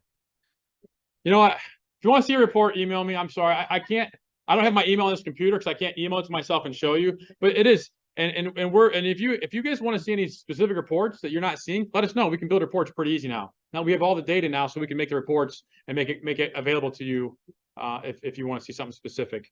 But you can break it down by, you know, capital assets. You can break it down by project. I mean, you can break it down any way you can break an accounting code down. We can break a report down for you in the financial dashboard. And this is a whole hour presentation just on its own, just on this piece. But any high level questions about this? Anything you'd like to see in here that's not on here? Man, I don't know how many people have this. Couple, 3, 4. So this is basically a way if you want someone to do your forecasting for you or assist you with your forecast and give you analytical tools. This will update for you every night. This is updates every night, and it will, when you close your books, it will update reports for you. It will also automatically send reports out to all your department heads on any configuration that you want. Might want to do a deep dive. Data dive? I like deep dive, though. I'm gonna change the name. I like that a little better. What do you want me to show in here? Get down to detail. Yeah, I mean, really, this is a very fast report writer. So what it allows you to do, I can go by date, fund. If I want to see, you know, fund 100 or 1, and I want to see function, we'll just pick 24 right there, hit OK. And I'm down there, and I'll export from dashboard, export from USAS. I can pick, export, and I made a report just like that. I can filter for anything. This is basically your old FinDet. And it'll put it in an Excel spreadsheet for you.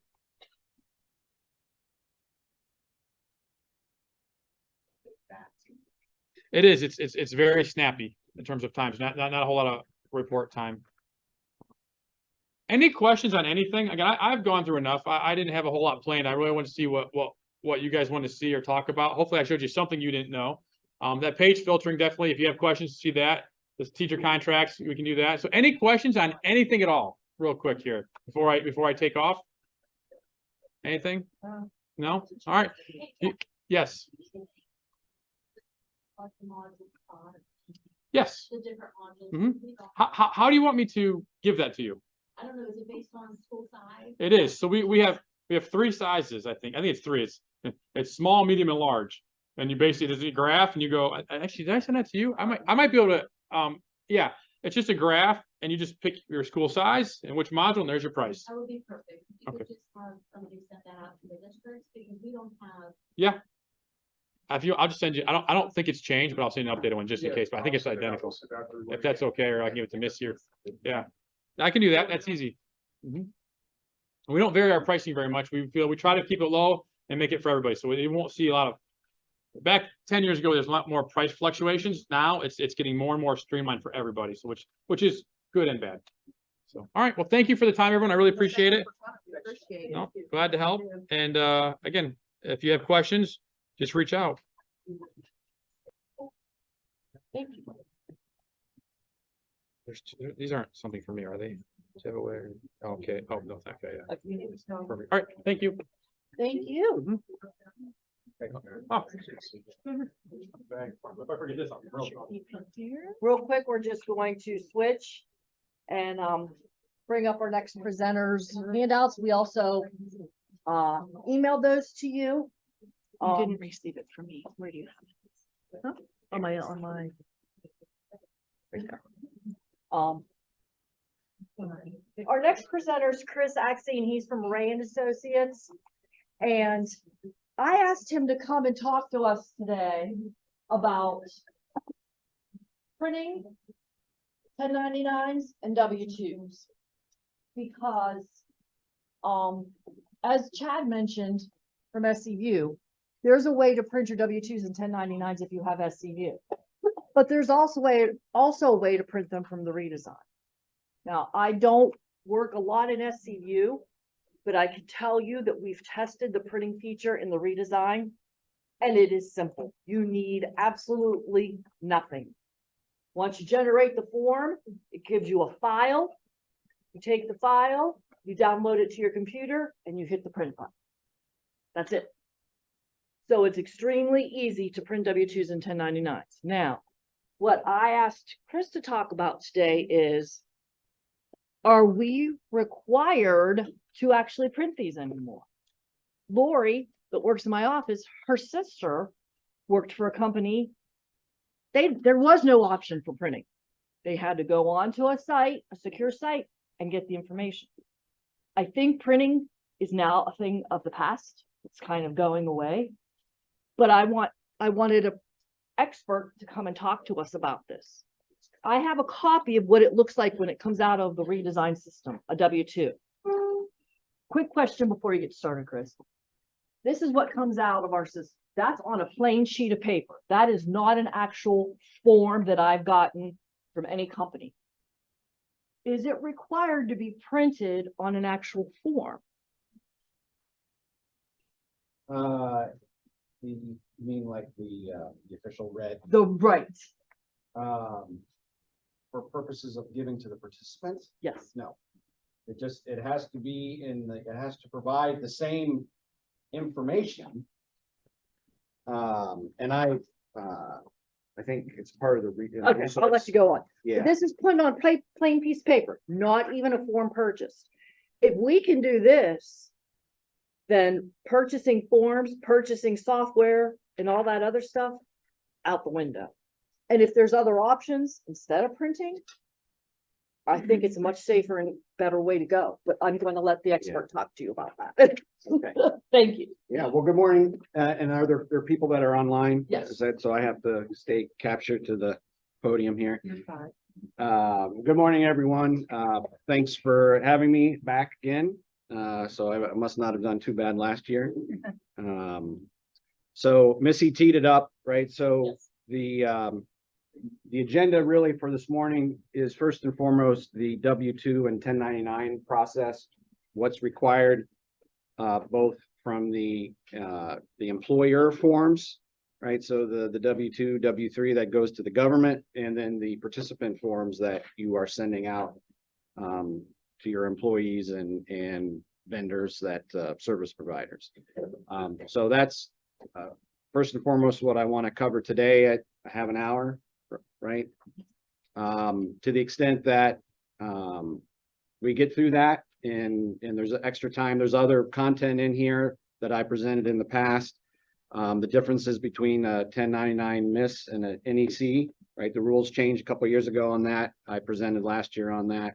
And then there's some stuff about deceased employees and reporting in a W-2 in the final year of if there's money owed to them after they pass, and some real brief on independent contractors versus employees and things that I've covered in the past at prior presentations. So with that, let's talk about W-2 reporting. So what Missy and I exchange emails and kind of the current process as I understand it, which is changing, but OME-RESA previously would print out the forms based on the data that you all submit to them for your employees, and then they would mail you everything so that you could then in turn file it with the government for the W-3 and W-2s, and then give all the employees their copies. And it's my understanding that's changing from OME-RESA's perspective, starting with the what we call the 2024 filing season, which would be 2023 forms, right? So this year, that are going to be due in January. So, and remember, I'm just the messenger, so don't shoot me here. So the first bit of potential bad news. So historically, there was a threshold line in the sand on electronic filing of forms with the government versus paper filing.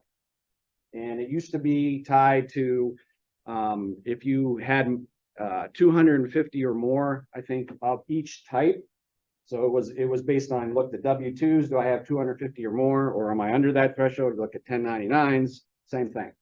If you were under that threshold, you didn't have to e-file those forms with the Social Security Administration or IRS, depending on what form you're talking about. That's all changing, effective with this 2023 year. The threshold has gone down to 10, and it's not 10 per form, it's 10 based on aggregating all your form types. So if you've got 5 employees, and that's all you have, and you have 5 service vendors that you need to send 1099s to, you're e-filing both of those sets of returns to the government.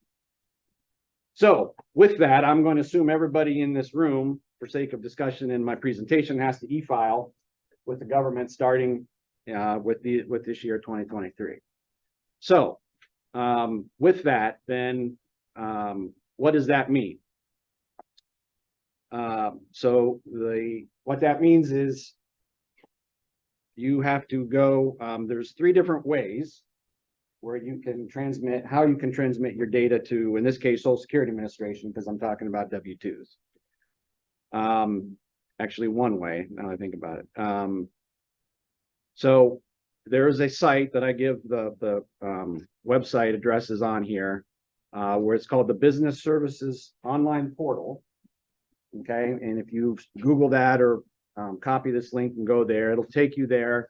And what this site does is it does a couple things. If you didn't have a lot of W-2s to prepare, you could physically prepare them in this site, and then it would be there for the government copies once you've approved and presumably you hit submit, file, whatever, and then but it would then also allow you to print participant copies that you could then mail out or get to your employees. So that's one way. If you have a whole bunch of employees and you're not going to try to sit there and type in W-2 information, via the first way, then you can upload data in a file, electronic data transfer. There's a protocol for that. That is on that website. You can find the detail on what's required in terms of what the file looks like. And you can go from there. And so that is basically a data dump into their system.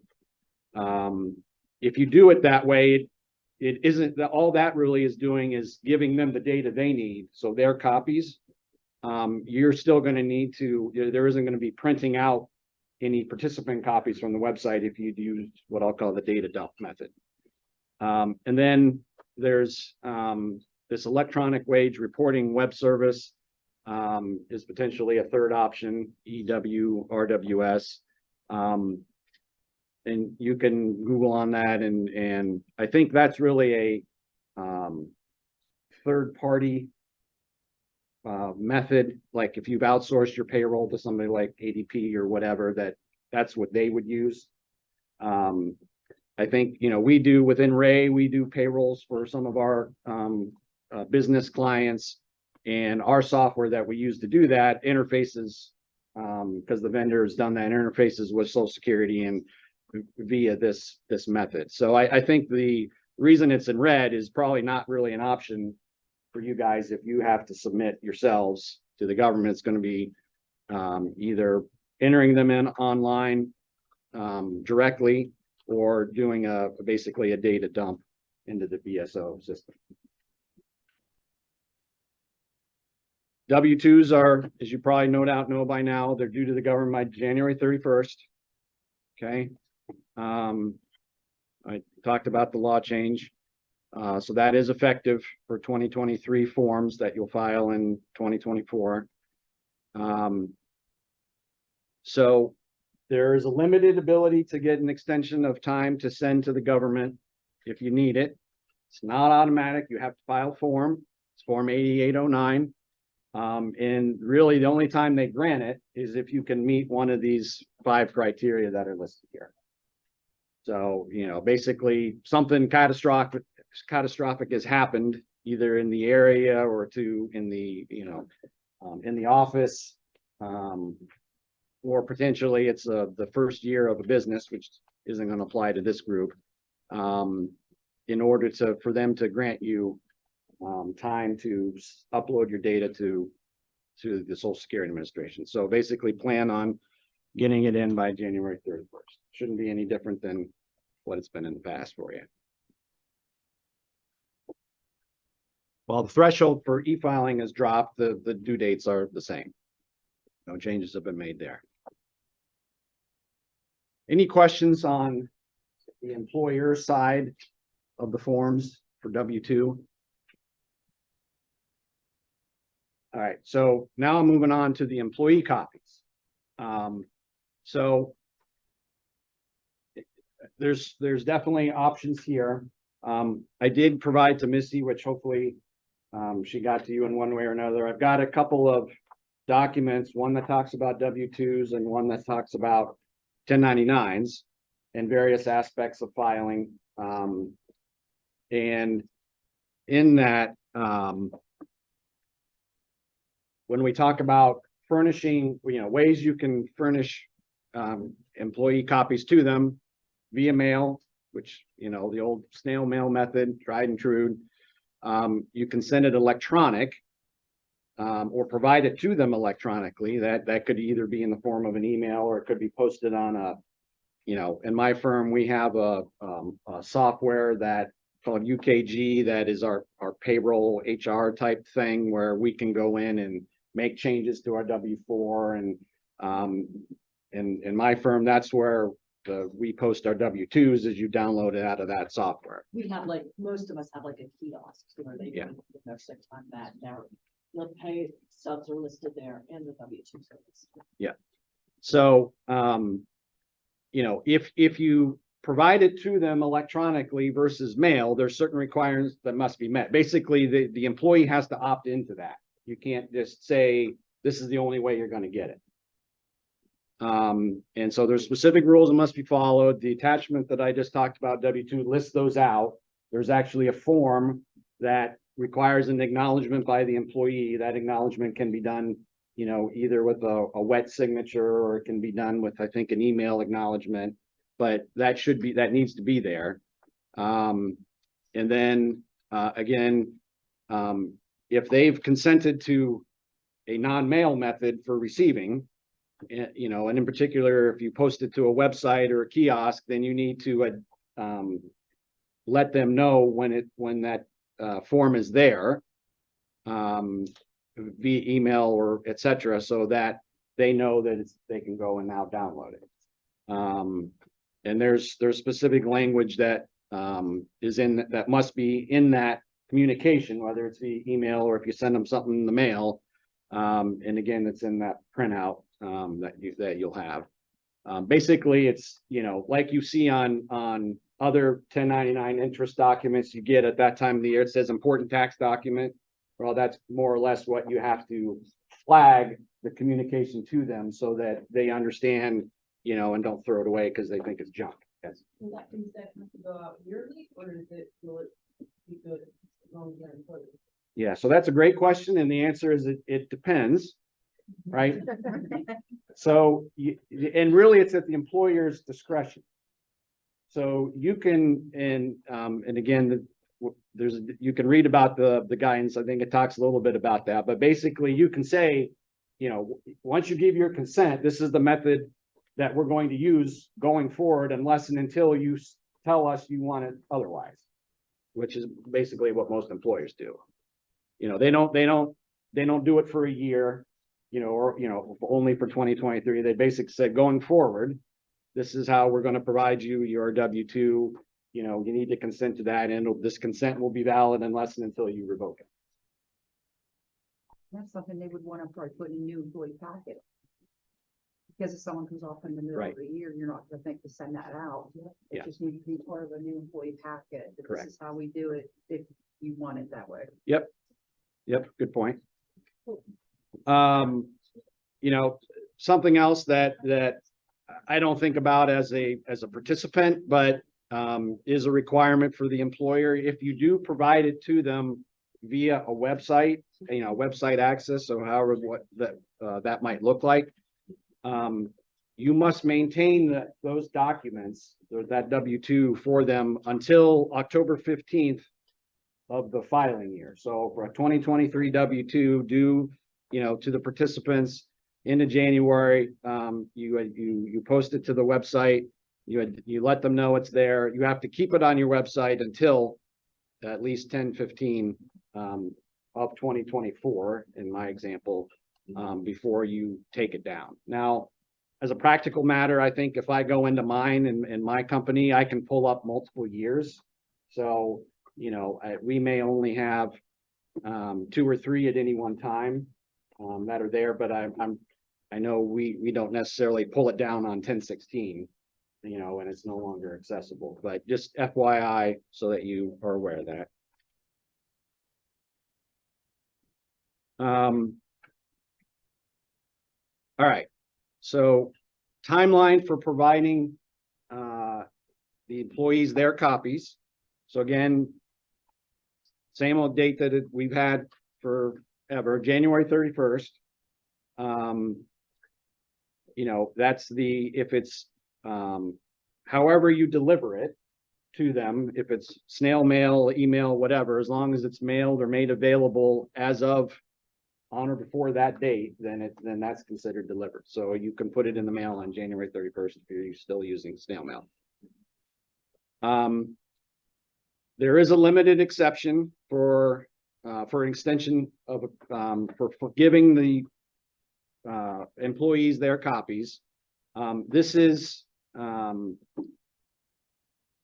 say trying to think in my experience, I have more on the 1099 side. I think the IRS's willingness to grant time is more flexible on giving the participants their copies than, as you saw, as it is with filing it, giving it to the government. The key note here is there is no form. You basically have a letter of some kind that you fax. It must be faxed to the IRS on or before January 31st that says, you need additional time to give them their copies, and you have to include the reason why you need additional time, and then signed by an officer or authorized agent. Generally, it's they're granted you get 15 days, and then potentially at 30 if if we go back to the example, if you needed to extend because something catastrophic happened in our area, weather-wise or whatever, and you filed for a request for the government copies for 30 days, you're probably going to get, you have to do a separate request. So you extend, if you had the ability to extend the employer filing with Social Security Administration, that doesn't automatically extend the time to give the participants their copy. You got to file separate extension requests via fax with the IRS, and using that example, they should also grant you 30 days, because of that. Now, otherwise, I would plan on 15, and then get it to them within that time frame.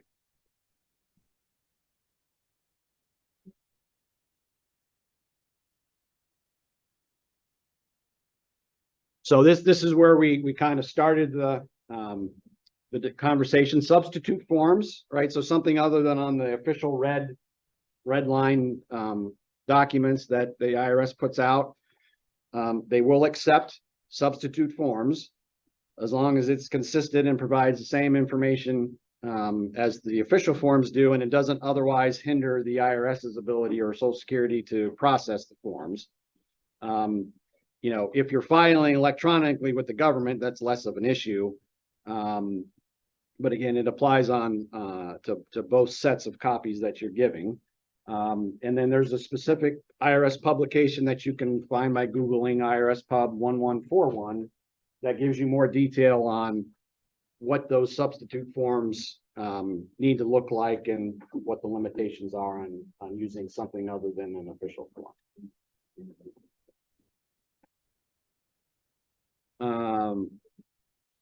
Any questions so far on that? The reason I asked that was because we purchased forms to print all of their W-2s for them to pass out to their employees. Yeah. And our software, it's a blank form, and our software prints the boxes, it puts the numbers in that and everything. And I guess when I looked at what the redesign can do now, and just on a plain piece of paper, I didn't know if we had to actually purchase those hard copy forms.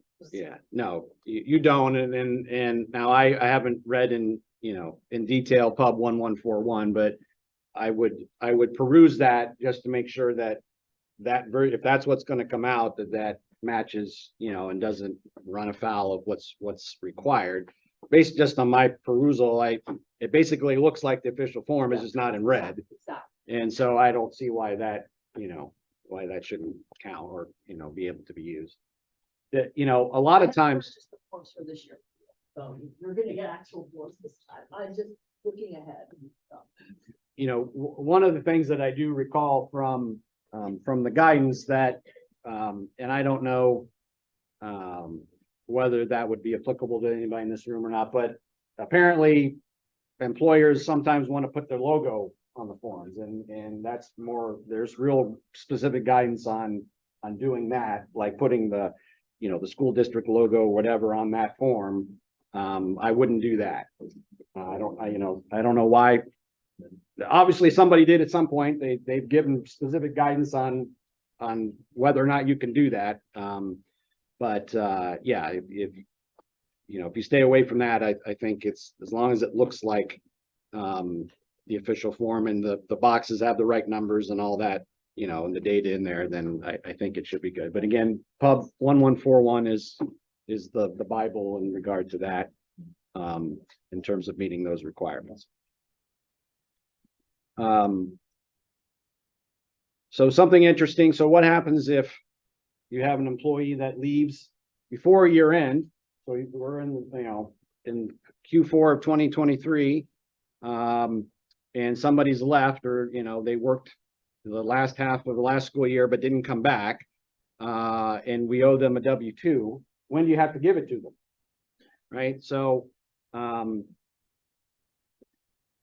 my screen share is right in the middle of my. Yeah, so more or less the default answer is it's the employer's option as to, if they want to give it to them sooner than January 30th in the regular time frame, January 31st of the next year. The exception to that would be is if the employee says, hey, can I have my W-2? My last day was October 1st. Can I have my W-2, before next January? And so if you get a request, you must, like in that manner from an employee who's left, you must give them a W-2 sooner. You have to respond within 30 days of their request, or 30 days of when the final wage payment was, whichever date is later. I don't know how often that happens. It's an option. I'm going to guess most employees don't know that it's an option. They don't have it early. No, if they ask for it, you cannot deny them. You can go and create them. Yeah. The only reason I know this is because Missy and I were testing the printing straight from the redesign, and I printed mine, just mine, and that we are able to do that. So good to know. Thank you. Yeah. We can't deny them if they want it. Yeah, and so I think as a practical matter, the reality is I don't know how many employers know that that's there, but Yeah. if they do, you just choose to be quiet. Our process, because you don't want to take the time to figure out how to do one or handful of W-2s before you need to, and so the default best practices is, unless you specifically get a request, you're going to get it on January 31st like everybody else is. Deceased employees, so payroll due to them after death. I've got slides later on. If we have time, we can go back over that. I covered that last year as well. I know for those that belong to TaxPert, there were some questions, I think, this past year that were asked and posted up there as well. How many people have tax first? Can you briefly just tell them what a tax bird is? I can. I'm not bringing anything up to you. I want to just a quick synopsis. Oh, you put it at the ballot rack, okay. So the shameless plug, right? Taxpert. So this has been a really great partnership with OME-RESA. You know, they given their technology oriented, they geeked out and they've created the website, you know, the Taxpert website that we use. And so this is a way where you get, you can go in and post a question. You know, most of the questions that I get are 1099 related, you know, a W-2. Sometimes there's oddball things about, you know, tickets and comping tickets or something, and is that taxable or not? But you can see the history of that, you know, once you subscribe, that it doesn't get deleted. So all of the history, and I'm trying to think. So the Taxpert product has been available for, I don't know, eight years. You know, so the history of what's been asked in that time is there, including the answers that, you know, most of the time it's me, unless it's something real specific that I need to go to my HR team for, are there for you to see. And then I'll also, if there's content, so in my firm, we have a pretty significant government practice that auditing school districts and consulting that goes along with that. And so those individuals will sometimes, you know, provide articles, write articles on content that if it seems like it's applicable to you guys, then I'll post that on there as so that you can see it. So, you know, that in terms of how it works, you know, is if you remember, you log in, you post a question, I get pinged, you know, hey, there's a question, I go in, I look at it. If it's something that I can answer in 45 minutes or less, that's a part of your subscription. I post my answer there. You see it, everybody else sees it who's a subscriber, and, you know, hopefully all's well with the world. There have been some instances, few, but where if you know, it's something real specific and it's going to take more than 45 minutes, then I'll let you know that.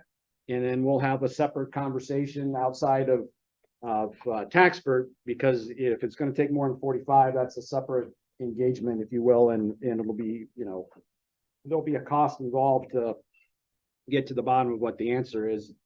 And then at that point, you know, once that research has been done, the answer is delivered, then I leave it up to that school district to decide if you want, you know, need to go back in and post the results of that, or, you know, otherwise it's just between Ray and Associates in that particular school district.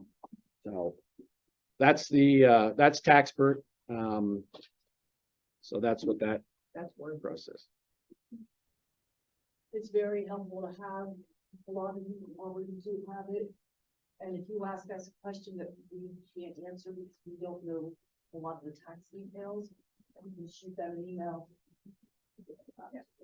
So if you don't have it, it's really, really, worth checking into. Okay, so hopefully maybe some bit of good news. I don't know if you're aware of this, but you do have the ability to truncate the Social Security numbers on the employee copies. All right, obviously not on the copies that are going to the government, but on the copies that are going to the employees, you don't have to provide 100% of the Social Security number. You do have to provide 100% of your EIN number, but with regard to their sensitive information, you can basically block off everything except the last 4 digits. There's a convention, if you will, for how you do that, and you either use an asterisk or you use an X for everything but the last 4 digits. So the 4 digits need to be shown, last 4, but everything else can be either an asterisk or an X. Yes. Yeah. That is a new feature, yes. Is it on there yet, or are they still working on it? It's still in development. Yeah, it's still in development. The JIRA issue has not been, Yeah. but they still have time. Right. So, but I do know it's something they're working on. Yes. Great. Yeah, and I think anymore, you know, pretty much all of the documents you get, they're masked. You know, with 1099 interest, you get broker statements. They're all masked anymore, which is a good thing. Particularly because most of it still comes in the mail. But just, I don't know if this is anything that, would be applicable to you guys or not, but I included in here just in case, so, be aware of, or cognizant of, to verify that you're getting a true social security number versus what's called an I-10, ITIN, from a potential, a new employee. An I-10 is something that is a tax number for filing. And most of the time it's for people that are not eligible to work in the United States, because if they're eligible to work, they'd have a social security number issued to them. And so you cannot put an I-10 number on a W-2 because that individual is not authorized to work. How do you know whether you have a social security number or an I-10 or not? Well, I give you the data here. So all I-10s begin with a 9. And then, as you see in the range, they have in the 4th and 5th digits, they have a number out of one of these series of numbers here, either 50 to 65, 70 to 88, 90 to 92, and 94 to 99. So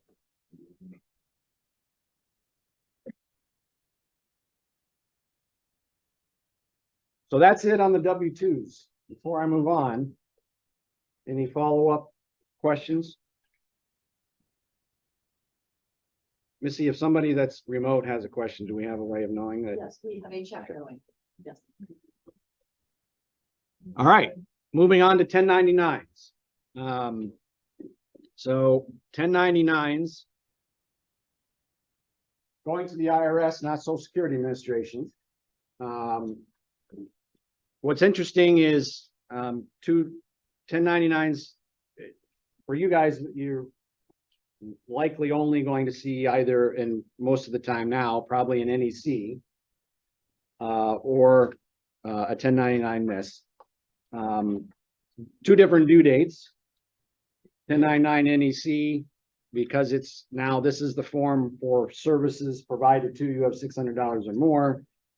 That has a similar due date to a W-2, because it's, for compensation type related services that are taxable to the recipient. That's due by January 31st, same due date as W-2.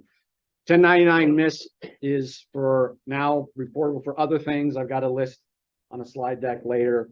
That has a later due date to it, March 31st, now going forward.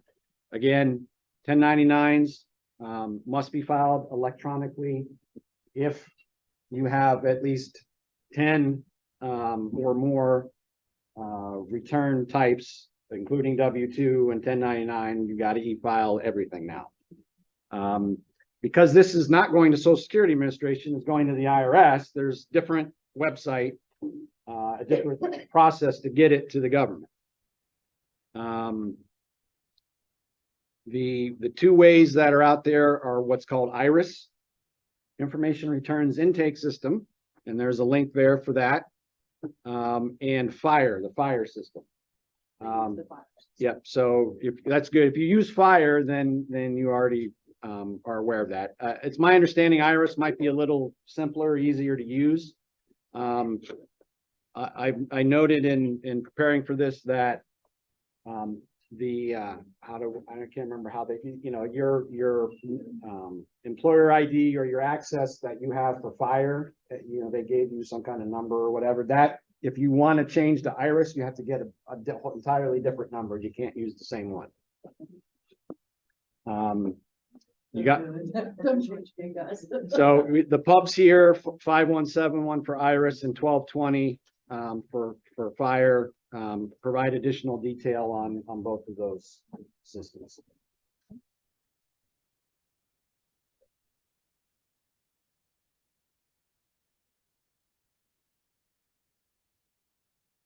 Just like with W-2, there is a limited ability to extend the time with providing the 1099s to the government.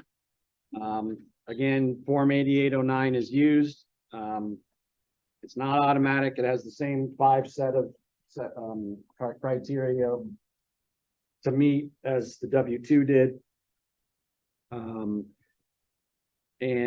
if you satisfy one of those 5, then they'll grant you a 30-day extension. I know in our client base, I don't know how often the reality is we don't often try to extend with the government because there's very limited times where you might meet one of these five criteria. So, we push hard in January to get the info in to do it so that we can file with the government by January 31st. Now, giving the recipients their copy, again, due by January 31st, but there is an ability to extend for 30 days. Again, you have to fax that. There isn't a form for the employee or for the recipient copies of the 1099. We basically have a letter that we, dear IRS, here's the client, and we, need to extend our time for giving the recipient copies their 1099s. It has to have the information here.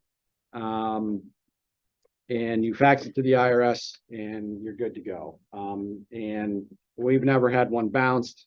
So you can get an additional 30 days to mail it out to the recipients.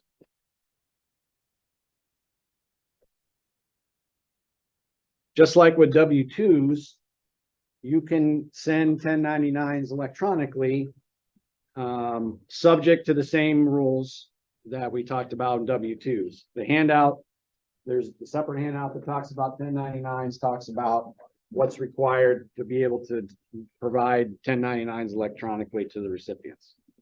Again, the recipient has to consent to get it in a manner other than via the mail. Just like with a W-2, you have if you get one of those, because they don't want to deal with trying to go to a website and download something, or they don't want it in their email, you can still put it in the mail, and you can redact the Social Security number on their copies, just in the same convention and format we talked about for W-2s.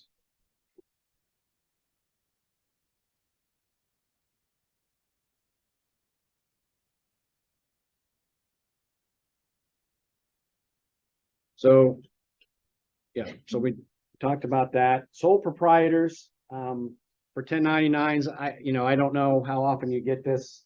How do you know whether a vendor is a sole proprietor or not? When you look at the W-9, there's a box, what type of entity or you are as the person giving it to you guys. And there's I believe a box that says sole proprietor. That would be how you would know.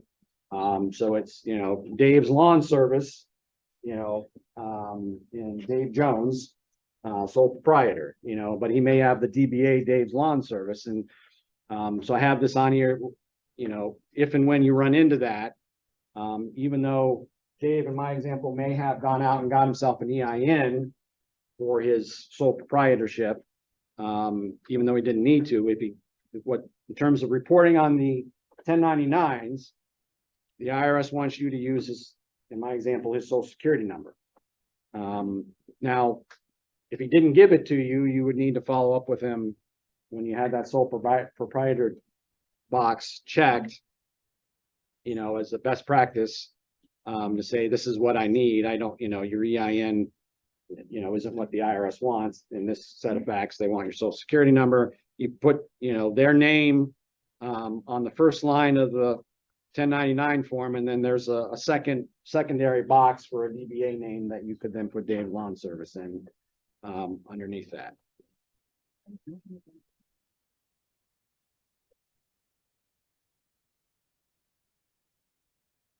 Now, anecdotally, what happens if if they check a wrong box, they don't know what they are. I run into that a lot.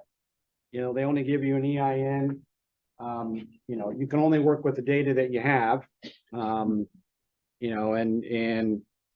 it's either going to potentially go one of two ways. It's either the IRS is just going to figure it out on their end. You're never going to know any different, or they're going to follow up with you and you're going to get a letter saying we got an issue with Dave's long 1099 and, you know, and then it gets ugly because it takes time to address that and deal with it. Because then you probably got to go back to Dave to get his social security number or figure out what exactly he is. It doesn't match up with what the IRS thinks he is. Because if you're having a hard time getting that information from a vendor, can you hold their payment until they provide it to you? Yeah. Well, so here's, with regard to 1099, all right, so here's your leverage, okay?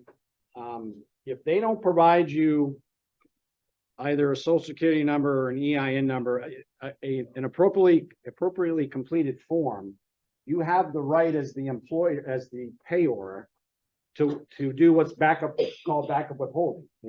Anybody familiar with backup withholding? And so that would be your leverage. Hey, this isn't right. Here's what's not right about it. You need to fix it, you know, by this date, because this is when we intend to pay you. And if you don't, then we're gonna back up withhold at whatever the rate is. And there's a specified rate, 25% or whatever it is.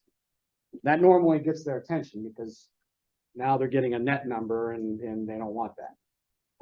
So you do have leverage there. Because we've had times where people were waiting on that information and it's time to close your books. And the vendor hasn't provided.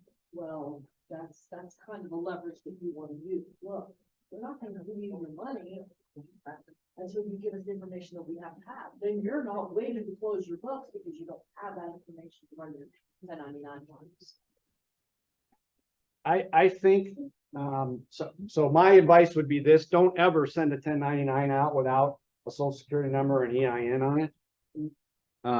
I think in, the handout, there might be a blurb that talks about, situations when that might happen. I wouldn't do it because the IRS views you as the payer. You're the one that had the money. And the whole point, obviously, by providing a 1099 to the recipient is to make sure that they pick it up and report it on their personal returns. Well, if we don't have a social security number or proper ID number, the IRS missed their bite at the apple, and they're going to look at you guys for your bite at the apple. And so we don't want that. And so, you have a right. In order to establish a proper vendor relationship, you absolutely have the right, as far as from a tax perspective, to request they properly complete the paperwork to bring them on as a vendor. And part of that is a properly completed W. Are sole proprietors usually all non-employee compensation? I mean, were they MIS? Are they one or the, could they do either one? So let's go to, right, so that's segueing now into what's the difference between MISC and NEC. All right, so prior to 2020, there was no 1099 NEC. It was all 1099 MISC. There was box 7, other income. That's where you would have reported payment for services to the school district that, by somebody that wasn't an employee. 2020 and after, we created a whole separate form, 1099 NEC, for that specific fact pattern. So now the only time you should file a 1099 MISC is if you have one of the criteria listed on the slide here. If it's otherwise, if it's for payment for, personal services of some kind or another, then it's going to be a 1099 NEC in box 7. Well, not box 7, box 1 now of 1099 NEC. The only exception, or the only addition to that is if you have, I haven't changed class. If you have payments to attorneys, also get reported on NEC box 1. So those would be the only 2 examples of what goes on in NEC. Otherwise, and I would think the bulk of the people here in this room, you're going to have NEC versus MISC, unless you happen to have one of these items on the list.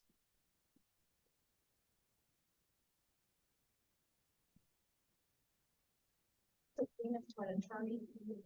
Yeah. Yep. Even though it's listed here? Even though, Yeah, so there's two different kinds of payments to an attorney. So if you're paying an attorney, so I guess elaborating on what goes on the NEC, if you're paying an attorney for services they're rendering to you, because, you know, maybe you're negotiating with, you know, bringing an employee on or something, they're performing legal services for the district, put it on an NEC.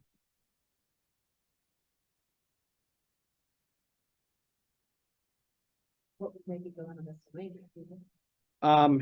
You guys are probably never gonna run into this, but if, you know, the attorney is getting paid because they won a lawsuit by the person that, or entity that lost the lawsuit, they're making a payment to the attorney first.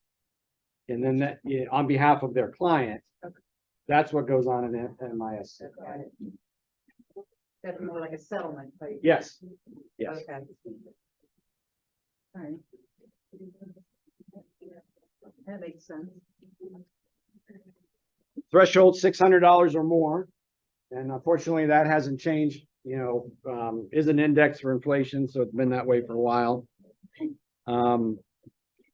You know, I don't know that you pay any royalties, but royalties have a lower threshold at $10. So this is what the MISC form looked like starting in 2020 and forward. So you note previously the box 7 is where you would have reported those service payments, and now that's being used for something completely different. You know, there is no box on this form anymore for non-employees compensation, I think is how that was labeled in the past. And then here it is on the NEC now, box 1, non-employee compensation.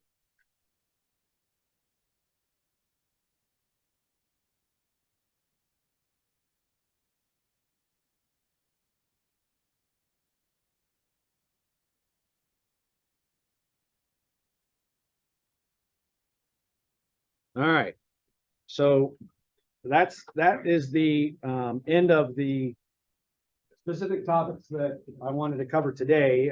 Any, you know, I've got some other stuff we can go over if there's questions from the group. That's what I do have The expert. I have a question for you. All right, We get this, we get tickets like this sometimes, that when you're paying an incentive or some kind of supplemental, they're taxing it at a higher rate. When do you tax at a higher rate? If it's mixed in, I was taught, when it's mixed in with your regular paycheck, you do not tax at a higher rate.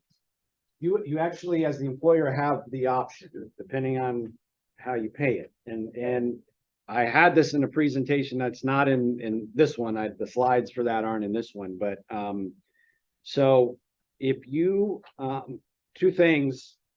So if you pay it as a part of a regular, you know, in the regular pay cycle, so whatever, it's every 2 weeks, you get your regular salary, and now I'm also paying a supplemental in that same paycheck, and the supplemental is separately identified, you can use the W-4 rate.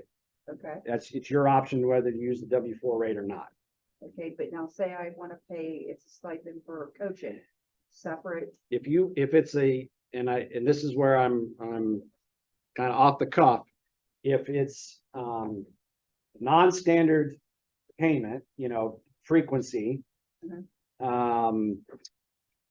then I believe that I think it's still the employer's option whether you want to use the W-4 rate or the default rate. The only but can I get back to you on that? You're a tax expert, right? I'm an OME-RESA. I Yeah, work at okay. OME-RESA, so Yeah, well, I can respond to Missy and then you can, Yeah, I guess Yeah. what that is a common question. If you're paying a supplemental with their paycheck, right, can it just be their normal tax? yes, If you're paying that supplemental as a separate check to an employee, does it have to be that higher supplement? because it is an earning. The supplemental Right. is an earning. it is. So, And I think, subject to confirmation, yeah, don't hold me to it, but I think you still have the option, even if it's an entirely separate payment, that you can Yeah. still use the W-4 rate. He's going to verify that and email that to me, and I will send that out to him. Okay? That's always been a big part. Is it on tax for? Yeah. I think it's already. Okay. Is it already over there? I think, I've never been with that. and I think it's the 22%.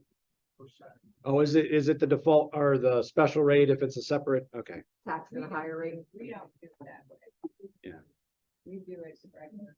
That's why I always suggest everybody, Because I feel like supplemental for IRS and how we use the word supplemental mean two different things. And an IRS supplemental, yes, you have to use that higher rate, but the way we're using supplemental, it's a separate job. And that's how it's paid, it's not really supplemental pay for the IRS. But I think with where it comes into play, if I understood Chris correctly, is that it's not part of your regular pay cycle. That you are creating a special payroll just to pay those. Correct, that's where it's a job. For separate, but it's not your regular pay. You know, you're paid bi-weekly or semi-monthly, Right. and you're not putting it in with the regular pay. You're making a special pay, and it's almost like some people can say, it's almost like you're tax evasion, I guess is a lack of a better way. You're trying to make sure that you're not increasing their pay to their taxes at prior. Based on that. Separate job. Yeah. And that's how we pay their separate job. Yeah. So it's So let me, regular pay for their regular pay cycle for that job. yeah, let me, I guess, you know, to We put had a a big debate about this. a point on it. I definitely have presented on this before. I know the answer is there and we'll get it back to yeah, you. pass the real word, true legal wording out to me, I will pass it out to you. Thank you. You're welcome. Thanks for that. Mm-hmm. Didn't mean to put you in the- Oh, that's okay. It- Asking some tough questions. aren't we? I have reserved the right to say it depends, or I'll get back to you. So what, else I have here in, I guess, 5 or so minutes I have left, employee versus independent contractor. And again, if you have the slides, you have these. This is really what I've included here is more or less the high level summary of a prior presentation. The IRS really looks at 3 areas for whether somebody is your employee or not, and it talks about whether the extent, and there's a 20-factor test that's come out of court cases and that fall into 3 areas: behavioral control, financial control, and the type of relationship that you intended to enter into. And there's 20. Well, it's not an exhaustive list, but the only list, all inclusive, I guess. There's 20 factors that have come out of court cases. Not necessarily, there's not any one is weighted more than the other, but that cross these 3 broad categories to, help figure out whether you have an employee versus an independent contractor or not.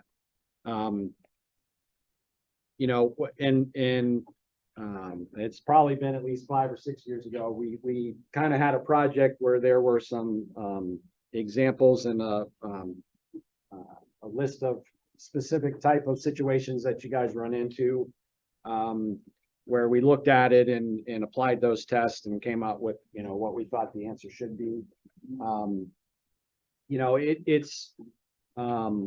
It's probably hard to have somebody that is an employee and, so is going to get a W-2 and they're getting a 1099 from you. That's probably going to be rare. Can it happen? It could. The example I think I gave in the prior presentation was, well, here it's at the bottom of this slide, is where, maybe you've got a teacher that, is employed to teach but they're also running either a blacktopping service in the summer or lawn mowing or whatever, and the district hires them to maintain the grounds. And doesn't otherwise limit that individual's ability to, other than, hey, we expect it mowed once a week, and make it look good, well, then the teacher then can figure out, am I going to hire high school kids to do it? So you know, the ability for that individual to make a profit and on their own and figure out how they're gonna run their business, that's truly indicative of an independent contractor. And so, you know, as a, maybe an extreme, but, or an obvious example of, what, you know, a situation where you might have somebody that's employed as a teacher, but they're running a side business that the district has hired, you know, to do something, and they can legitimately get a 1099 for that particular activity.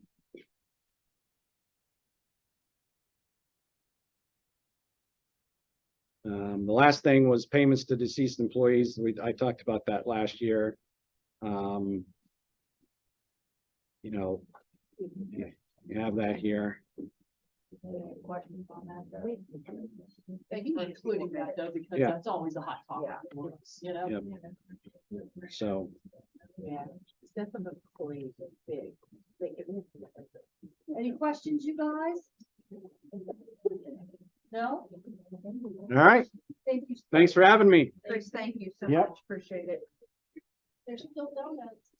Anybody wants to stop by the next time? Agenda. All right.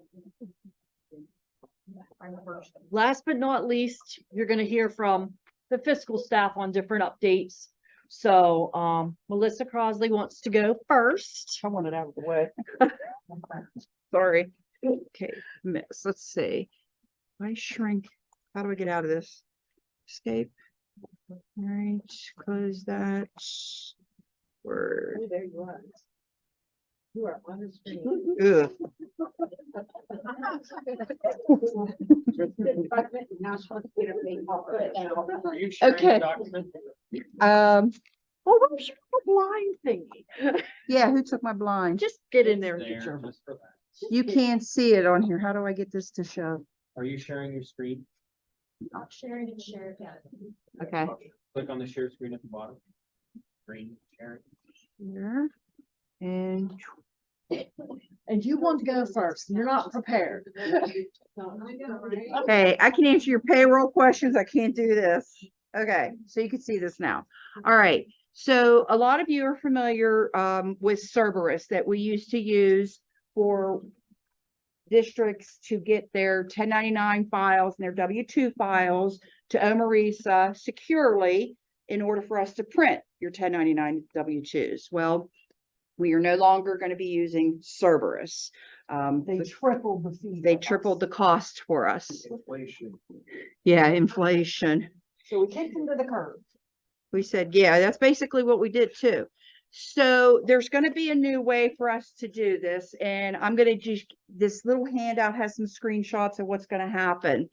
I can't do a live demonstration for this because it comes out of our Google Drive, our emails. So when you're ready to send any, and this isn't limited to W-2s or 1099s. This is anything you want us to look at that has PPI on it, like Social Security number, all that kind of information that we do not want to send through a regular email.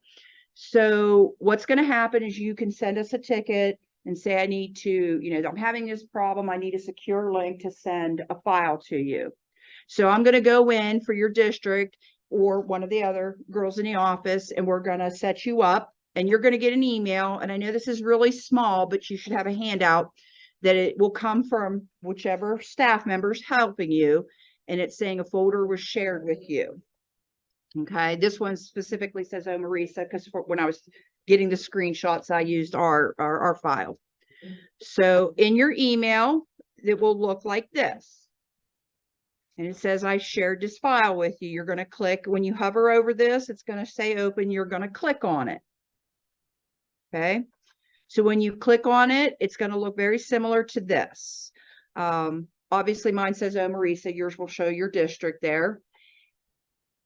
You want to send us a file, you're going to click on the new button, and then this drop down will come file upload. You'll click on that, locate your file, and then click open.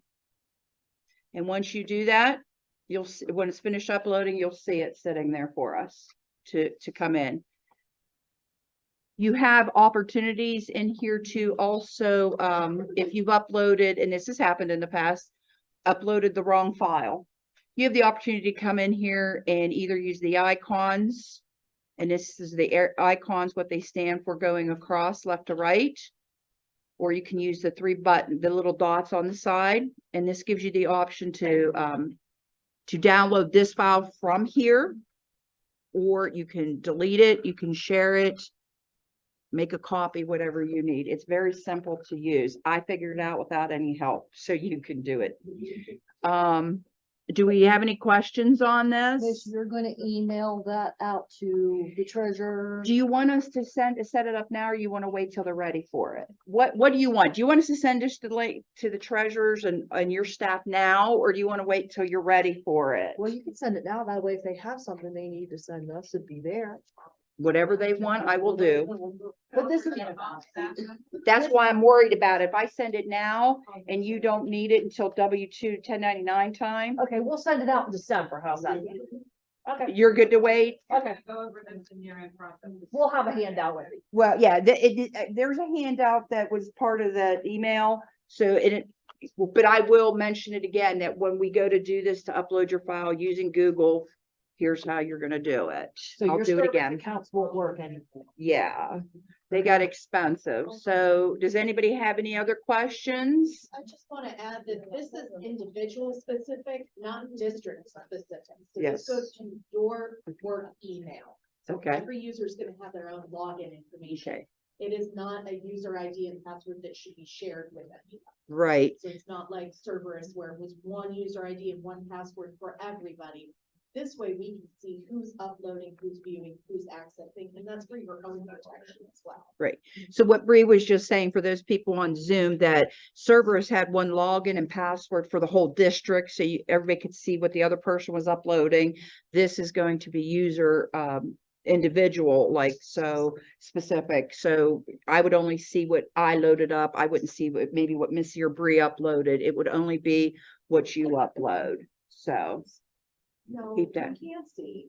I thought you just said that it's individual. Let our security guy speak to it. Okay, Jerry's gonna take So over. basically, guys, you're gonna treat this like a Google Drive. If any of you use Google Drive today, that's what it is. But it's a shared drive for your district, but it's secure. But to Bree's point, since it's a Google Drive, you use your information to log in. Oh, okay. It's not one login. So Cerberus, there was one ID and one password that you shared amongst the three of you to log in. This is not that way. You'll log in using your individual information, but you can all see the drive and what's in there and the files and all that. So Thank you.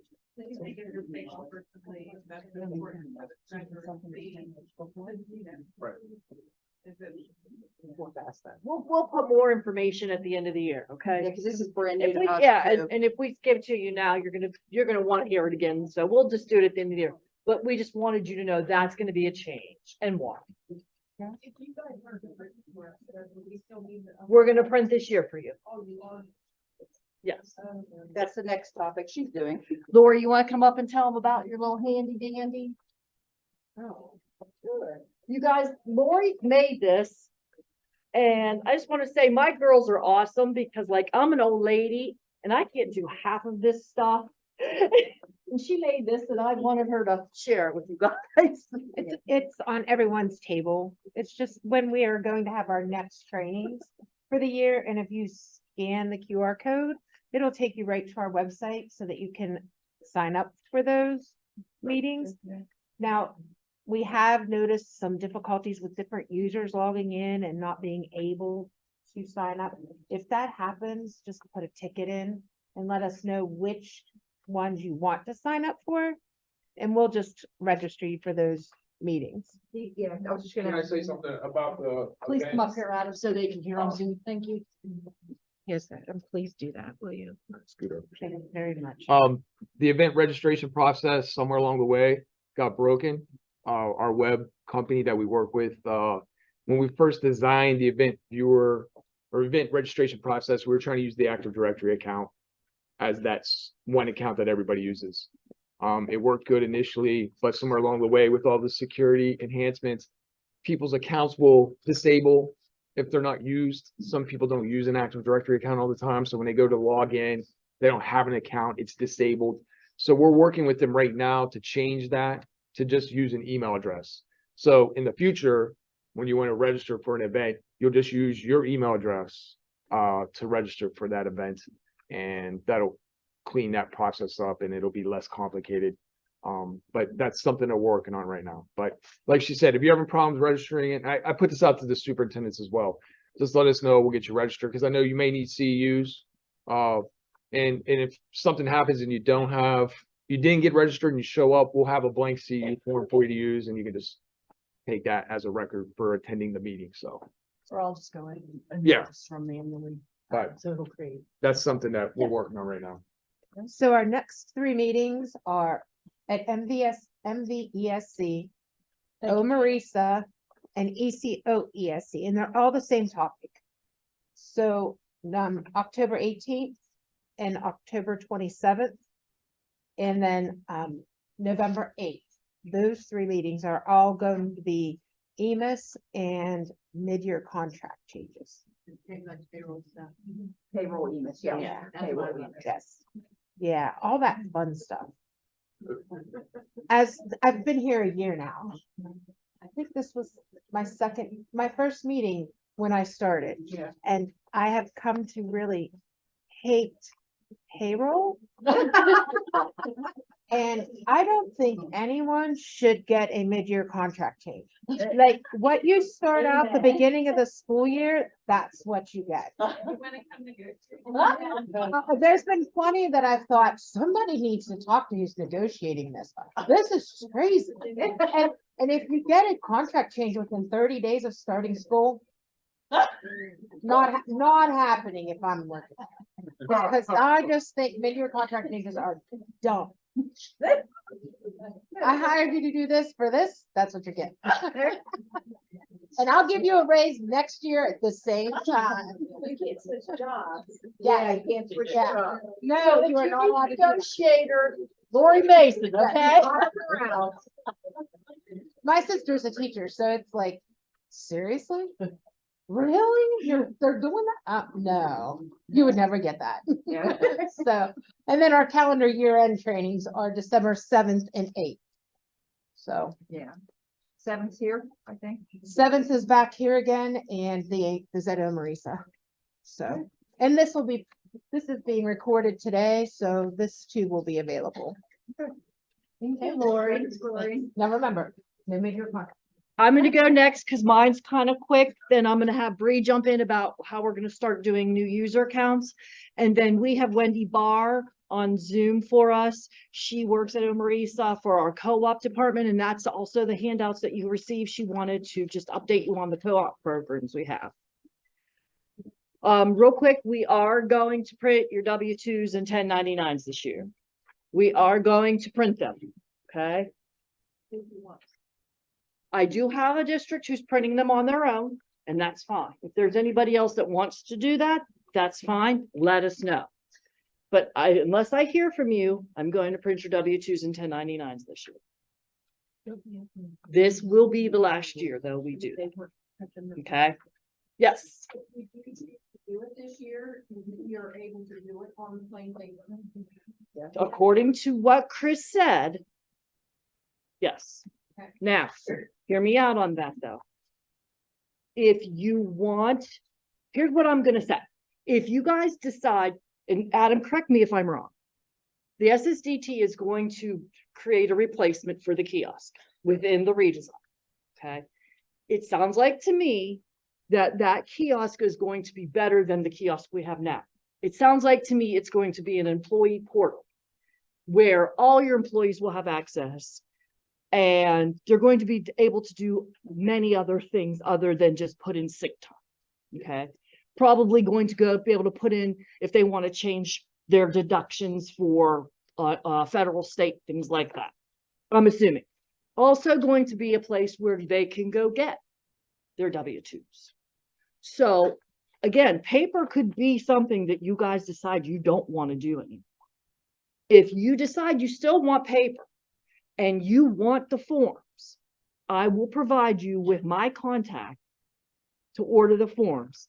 And since it's through OME-RESA, you will still get the rate that we get. Okay? That's if you want the forms. Chris did say, please check into that one area for the forms, but he said, this is a form that I printed out. If any of you would like to, after the meeting, look at this. This is what it's going to look like if you just stick a piece of paper in and print from the reader's. It looks exactly the same. There will be instructions at year end on how to do this, but it's not a mailable form. That one isn't. This isn't a mailable, okay? You can make them. But you can make them mailable. All right? Okay? Well, they fold seal. But that would be a form. If you're gonna do a fold and seal, you would have to buy the form, fold and seal You form. want that, yeah. But you could get envelopes if you wanted to buy envelopes to put these into me. Come up here, please, please. Okay, the system will print these W-2s out as non-mailable, and they're non-mailable because they don't have the mailing address at the bottom. Now, you can print them as mailable forms to legal size paper, and then you would fold them yourself and put them in an envelope. They're not gonna seal all by themselves on regular paper. You know, you can tell it to print that way, but again, it's not gonna be something you can put through a folding machine and it's gonna seal itself closed Unless you buy those. unless you buy the forms. Now, for the current year, now correct me if I'm wrong, we have the forms coming We have the forms, for us to print for you. And they are like you always get. they are the true mailable forms that will seal themselves when they go through the machine. Special software as It- well. It is, No. it is not. No. The software currently, your redesign software, it will print it out. It used to be a To that special form. software. Right. It's got, that special software is gone since the redesign can do this and SCU can do this. So in the future, we can just print the forms ourselves, buy the form. If you want, seal it, Print them ourselves and seal the available form. and they're gone. And they're Yes. Yes. Again, I'm going to do it this year unless I hear from somebody who wants to do it on their own, because I already have the forms. So we could give them to them at the calendar year end meeting, If they right? decide they want to. If you decide you're gonna print yourself to the mailable forms at the calendar year end meeting, if you let us know ahead of time, we can bring those forms with us I'd need to know how many, and give them to you. ballpark of how many, we could base it off of last year too, if you So- wanted to try. But Right. you will see if you want, I can send out the directions on how to print it. If you want to go do one right now and look at the Yeah. piece of paper, we can send you the directions now. If you want to just play with it, that's up to you. The biggest feat to tackle is the machine. Not Honestly, printing. not, you know, this machine just folding them, that's it. Reason we're doing this is for security. Obviously, this is everybody's personal information. Right. And we're Oh. going to print this year without social securities as long as it's implemented. From what I understand from the SSDT, the software is going to say, do you want to redact that portion of the social security number? You will have to check that box Yeah. if you want it to be blurred except for the last 4 digits. That's the way I understand it. I haven't seen the software yet update because it's not available, but that's the way I understand it. So if you do not check that box, the full social security number will appear. Okay? What? The way that it looks in the system when you create those forms, you Uh-huh. don't need to send it to us by Google. Because we could go in, because they're gonna check it, we'll download it. Any questions? Okay, Bree, you want to come up and talk about the new user, and then we'll let Wendy jump in here at the end about co-op, and then we'll let you guys go for lunch. Okay. Hello. All right, so let me just adjust this for a moment. Real quick, while she's pulling that up, the UMU where you would go in and create a new user account, you're not gonna do that anymore. This is gonna replace it. Oh, yeah. Okay, This is more tailored to what we needed. So I need you to log into that. So Adam and Angie were kind enough to help me get this form out there so that you guys don't have to go into the UMU and then you have to type in the access that you wanted. It's all going to be right on this form. It's just going to be fill it out, hit send, and you're done. Okay? Yay. This will start immediately.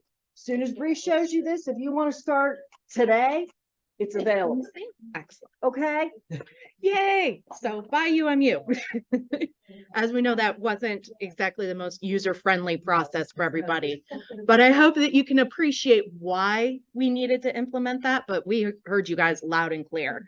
So we're going to try, we're going to try and make this more of a hybrid between the old paper process and the online UMU process, but we're going to be doing that UMU submission for you. So we're going to give you a paper form, but it's digital. So in order to do this, you're going to access our knowledge book. My view of the knowledge book here is going to look a little different than yours, just because I'm logged in as Missy, and our access is slightly different. But when you get to the knowledge book, under section 1 right here, 1.1, we have a new user form for additions and deletions. So I just want to make clear, for the new user or deleting a user, we're only going to require this form at the bookend of the process, the beginning to add a new user or at the end to delete a user. Any changes you want to make to an existing user, there's no form. There's a ticket. That's it. So we can classify your ticket as a change to a user account. You need to tell us what you want changed in what applications, but that's it. You don't have to go through any extra hoops to submit any forms or make any other updates. Just simply put in a ticket from the treasurer. That's a very important piece. We're only going to accept those changes from the treasurer, no one else in the fiscal office. And this form. Yeah, the form's only for new users. So if you're making a change, But yeah. the treasurer can always. right, and I'm getting to that. Missy's one step ahead of me. So all points in this process, the beginning, the middle, and the end, only can be authorized by the treasurer. So if we get an email that comes through from your payroll or your budgetary person, well, we love them to death and we absolutely want to do everything we can to help you, it's not going to be acceptable. It has to come from the treasurer or be verified by the treasurer for this. So what we're going to do here is access this link in the knowledge book, and you can bookmark this as well if you want to, so you don't have to go into the knowledge book every time. But it's going to take you to our little hello sign webpage here. And the only thing you're going to do right now is put in your email address, the treasurer's email address, because again, the treasurer is the one that's submitting this. So you put in your email address and verify. You click that link, and now it has sent you the form into your email box. So now go to your email, and is it showing my email? Excellent. You're going to get this email here from OME-RESA. Click here to sign your fiscal user authorization form. And I want to review this document. So click it. And now there's the paper form that we used to have, just an electronic version. Slightly different, formatted a little different so that it should be easier to view, but it's editable. So you are going to start now by just typing in your information. What's your district name? What's your IRN? If you don't know that, it's okay, but it's really, really helpful if you put it in for us. We want your treasurer's name. It's going to default to your email address now because you're the one that received this hello form. So it takes that and pastes it in. Now we want the information on the user that you want to update. I need their name, their email address, and that email address is incredibly important because we're going to email that person directly their password, their temporary password. So if that is incorrect, they will not receive their temporary password. So please take the time and just verify, make sure that email address is entered in correctly. What's their title? What's their job? Are they a payroll person? Are they a secretary? Who is this and what are they doing? Because we actually input that title into the user information in USPS, USAS, inventory, whatever it may be. Do they have an existing account? If you select yes, it's now going to ask you, what's their username? It's possible you have an EMIS coordinator that was working with student services that is now going to be working in your fiscal department and needs access to USPS. They already have an account, and that's going to save us a little bit of steps on our end. So we want to know what's their existing username to access those applications that are hosted by OME-RESA. So once we've got your information here, the district information, now the new user information, you're going to tell us what you want granted or deleted. We have a section here for permissions to be granted. For WebGap, am I going to give them access to update, read only, or you don't want them to have any permissions at all? You can add additional comments in this text box if there's anything extra that you want to know. Now, going down to our other applications, trying to make this as simple as possible so you don't have to memorize each individual role and what they do. Here's the standard ones. Is this a treasurer group manager? Is this a standard role, which is usually what you assign the people in your office? Is this somebody that only needs requisition or read only? Or is it an auditor? If you choose auditor, we're going to give them read only access and file archive view automatically, unless you tell us otherwise. Or you don't want them to have any permission to that particular application. If none of these boxes are selected, we are going to assume that it's no permission to that application. We will not give them access. So if you click just USAS, but you don't make any updates or changes to USPS or inventory, we're not giving them any access to USPS or inventory. You have to explicitly state that you want them to have that. Now, if these basic group roles don't fit your situation, or you want to add extra things, you want to add a filter, you want to add additional privileges, mass change is a great one. Absolutely. That's where this other comes in. You check that box and you type what additional roles you want them to have.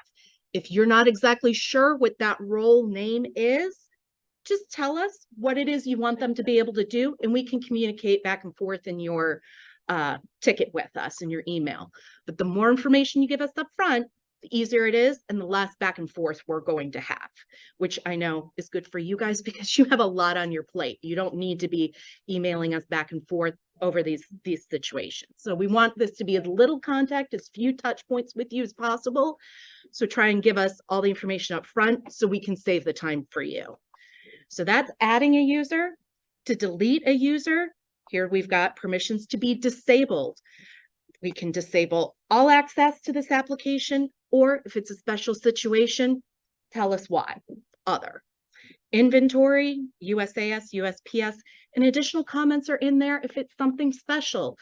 Go ahead and put additional comments in there if it's something additional that we need to know. And then by submitting this form, here's our little disclaimer. You're understanding that same thing that was on the paper form. I understand these rules will be reviewed, and based on the IRN and title provided, you may receive an additional email asking why. So we may reach back out to you and want to know, is this exactly what you meant to do, or can I have some more detail? And we're not necessarily going to make these changes until we confirm with you. So, and then down at the bottom, we've got our commonly used roles that I stole from that UMU presentation that Missy Volkowski had from the last process we introduced. So if you're questioning something, here's some good definitions for you as well. That's stolen right out of the SSDT guidelines. That's it. Once you submit this form, it creates a ticket for us, and then we're going to go ahead and we're going to take care of that UMU process in structuring them with their Active Directory account, unless they already have one. Then we'll go ahead, Tech and I will work, Tech and us will work back and forth. We'll create those accounts. We'll add those accounts into the applications with the roles that you assigned. And we're going to create a separate ticket now or an email to that user. We're going to send that brand new user the instructions on how to log in to the password management system or the password management utility, PMU. We're going to send them their Active Directory username and temporary password. So the temporary password is still being emailed as it used to be, but it's no longer going through multiple hands. It's going straight to that brand new user. And the only thing it's going to allow them to do is to log into the PMU, the password management utility, so that they can make that password whatever they want it to be and set up their security questions. At that point, they're done. We'll email you and you're done. That's it. So it should be pretty simple, hopefully, knock on wood. Yeah, Adam's got his fingers crossed. We're hoping this works out okay. But if it doesn't, or you have feedback, something doesn't work, something you like, you don't, let us know, because obviously the more feedback you provide, the better we can make it for you guys, as we learned with the last process. You definitely let us know, and we appreciate that. So never be afraid to let us know if you have a suggestion. Does anyone have any questions on this? Fran, I do. Yes. This is for our treasurer to go to see who the users are. Yes, absolutely. Let me see if I can get into an application. You want me to? Because I'm on her computer, which technically we shouldn't be doing, but I've got a room full of witnesses. All right, we're getting you down. Any application. I need off of here though. Yeah, it's gonna be under system users, but I'll show you exactly what. Off of this. Okay, you need to get to, You can close that for you. yeah, close that. Here, we can hide this. And then we'll have Wendy jump on real quick too. Okay. So you have, I don't know where your favorites are saved. All right, Sorry. here. I'm just gonna bring up OME-RESA's real quick. I'm gonna bring up, oh, I gotta bring up a payroll, don't I? I can't bring up the budgetary. I can show them users and budgetary too. Okay, let's do that. Okay. So when you log in, this is gonna be budgetary, but it's gonna be the same place in payroll. Okay. So from our top our top menus here, we're gonna go to system and then users. Now, not everybody's gonna have access to this. If you have standard access only, you will not see system at all. So it won't even appear. But if you're a treasurer, you can see system and users. And then from there, here's all of our users in OME-RESA who have access to USAS. If I want to view one, yeah, I can see who's enabled and who's not by filtering those out. And if I want to go look at myself, here, Brianne.Neidl, I can see what roles I have here. And this is where we have permission, because we'll have the edit button, so I can add and remove roles. And that's all we're doing for you guys, creating this user. And that's where we want to know the name, the title, and my email address isn't in there. It should be. We'll put it in an email address as well. You've got a space in front of my name. There we go. And I can add and remove access here. And I would put the T for enabled to be true, because if you're disabled, you still show up here. Because it no longer goes away like it did in Classic, so you don't want to look at through all the people that are disabled. Put the T for true, so you can only see the people that are still turned on.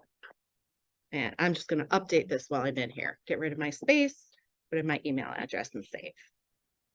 Does that sound good to everybody? Any other questions on the user account updates? Excellent. Want to Okay. bring Wendy up? Yep. We're gonna bring Wendy up real quick, and real quick, she just wants to cover real quick, because we have new treasurers. She Yep. wasn't sure if you guys were aware of the co-op program, so. Where's my this is Zoom? something There it we is. talked about. Does anybody need a call? Get the paper. You behind? The papers. I have.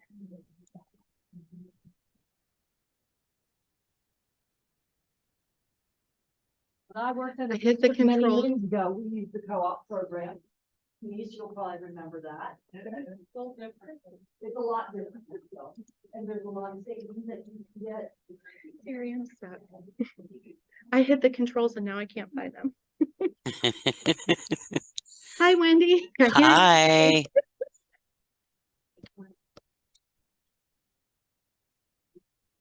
I need to be able to share over to Wendy. I can't see the. I think it's on that one.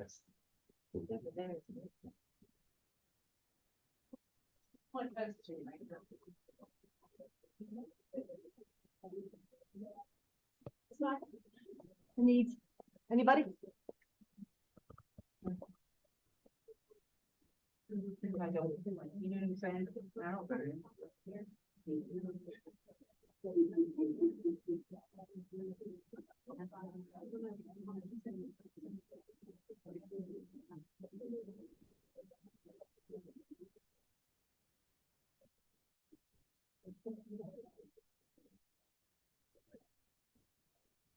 One last thing while they're bringing Wendy on, everybody inside, right? Everyone signed in, and for those on Zoom, we were able to grab your names when you logged in. So you will get your CEUs also. What's that? Your host. Your host chair, so I can't. Somehow we lost our connection to Zoom. It logged out. You're still on the screen. I understand, but Zoom itself is logged out. This makes no sense. Missy, can you log back into Zoom? Sorry, please don't let this affect your confidence in OME-RESA.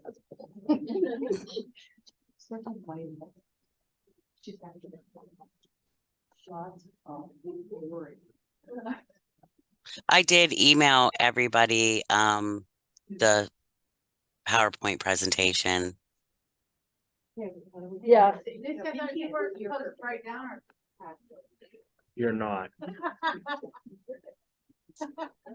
Next time I get a ticket from you. This is a whole, we could talk for an hour on just that alone. Go, Jerry. Let you in. That's okay, I have one. Oh. You called me.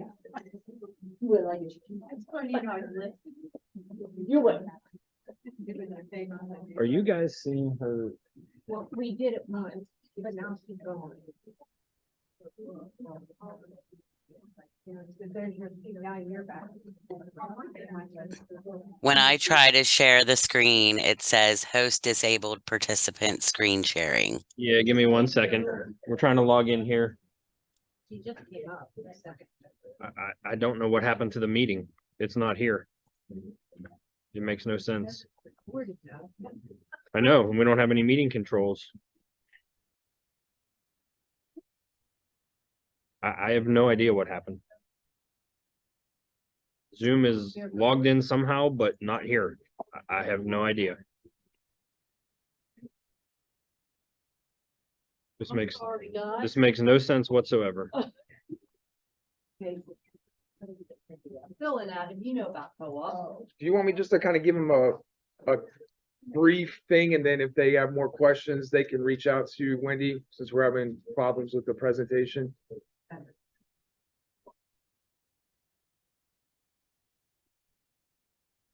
Can't hear you, Wendy. You're muted. I wasn't going to go slide by slide anyway, because you have the handout. We see her now. We had her for a minute. You got rid of her. I didn't touch anything. Okay, so I'll go ahead and let her talk, but you all got this cooperative services handout. Wendy, I'll let you go ahead and talk through it. We can't see right now, but you can go ahead and just kind of give them information on the program, because we have new treasurers in here that may not understand or be aware of the cost savings that are a part of the AEPA program that OME-RESA offers its members. So you want to go ahead and touch base on those things? Sure. And I emailed the same thing that you have in your hand out to all of our treasurers. So if you are a OME-RESA member, then you are a cooperative services member, and you're automatically, I guess, enrolled in the OCEPC vendors and programs and the AEPA vendors and programs. And I simply just listed each of the categories and the vendors under those categories where you are able to order from or through. And if you all have, and I'm not going to go through every vendor, every page, because it's right there, and that would be insulting your intelligence to be able to read. So we're working on a brochure that will encompass all of the co-op programs, OME-RESA, OCEPC, and AEPA. So kind of you have a one-stop document that would allow you to view all of those. But I'm still working on that. But at the moment, you can go on to the OME-RESA website under cooperative services. And if you click on see all programs, you'll be able to see a Google sheet that shows all the programs, the list of all the vendors. Hey, And Wendy, if you share your screen now, you should be able to see it. okay, where am I? What am I? Your presentation or whatever you have for them. Yeah. There you go. All right. Well, I won't worry about trying to do the actual slideshow. So anyways, yeah. So as you can see, there's the OME-RESA categories, several of those. And then of course there's vendors under each vendor information under each category. And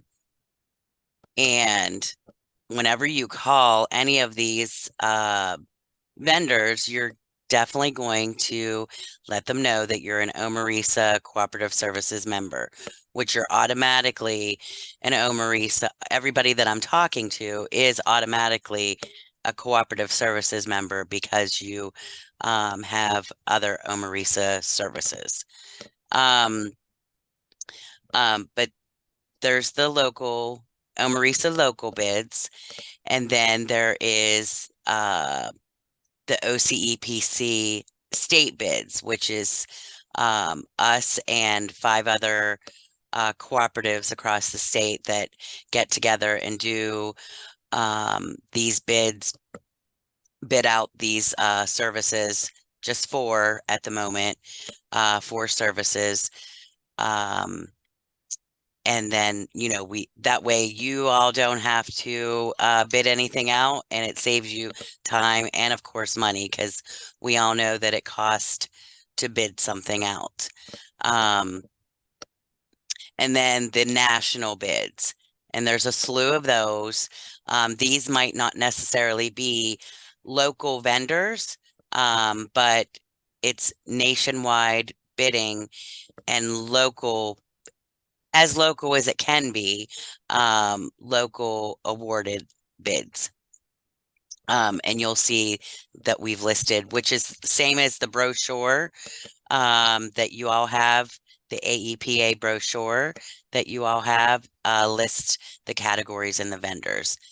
And again, I'm not gonna, go through all that, but I just wanted you all to have it in your hands so that you knew when it was time to buy a vehicle, a pickup truck, or a van, that you have options. You have options on the national bid side and the local bid side. And of course, if you guys have any questions, or if a vendor is like, well, you're not a member, please let us know so that we can remind them that you are, because we send all of our vendors a list of our districts. So yeah, if you have any trouble with that, just give us a call. And does anybody have any questions on the local or state or national bids? Doesn't look like there's any questions, Wendy. Okay, good. That's what I like to hear. That means you all know what you're doing. And like I said, if you guys have any questions or concerns, or, poor customer service from any of the vendors, please, please, please let us know. And that's all for me. Thank you, Wendy. Again, it's a great service. It can save you money. So if you have any questions, please reach out to her. She will be able to help you. Right. And as some of you know, some of the money comes back to us, to our districts. Like for the food service, that we charge an administration fee for Gordon Food Service, and we get some of that money back, and then we pass it on to our districts. Yes, because I do cut checks to the districts every year for your rebates back for using these programs. Correct. Some of them are a couple $1,000s. Mm-hmm. So yeah, it is worth it. Okay, thank you, Wendy. Thank you, guys. Thanks, Wendy. Uh-huh. Bye-bye. Bye.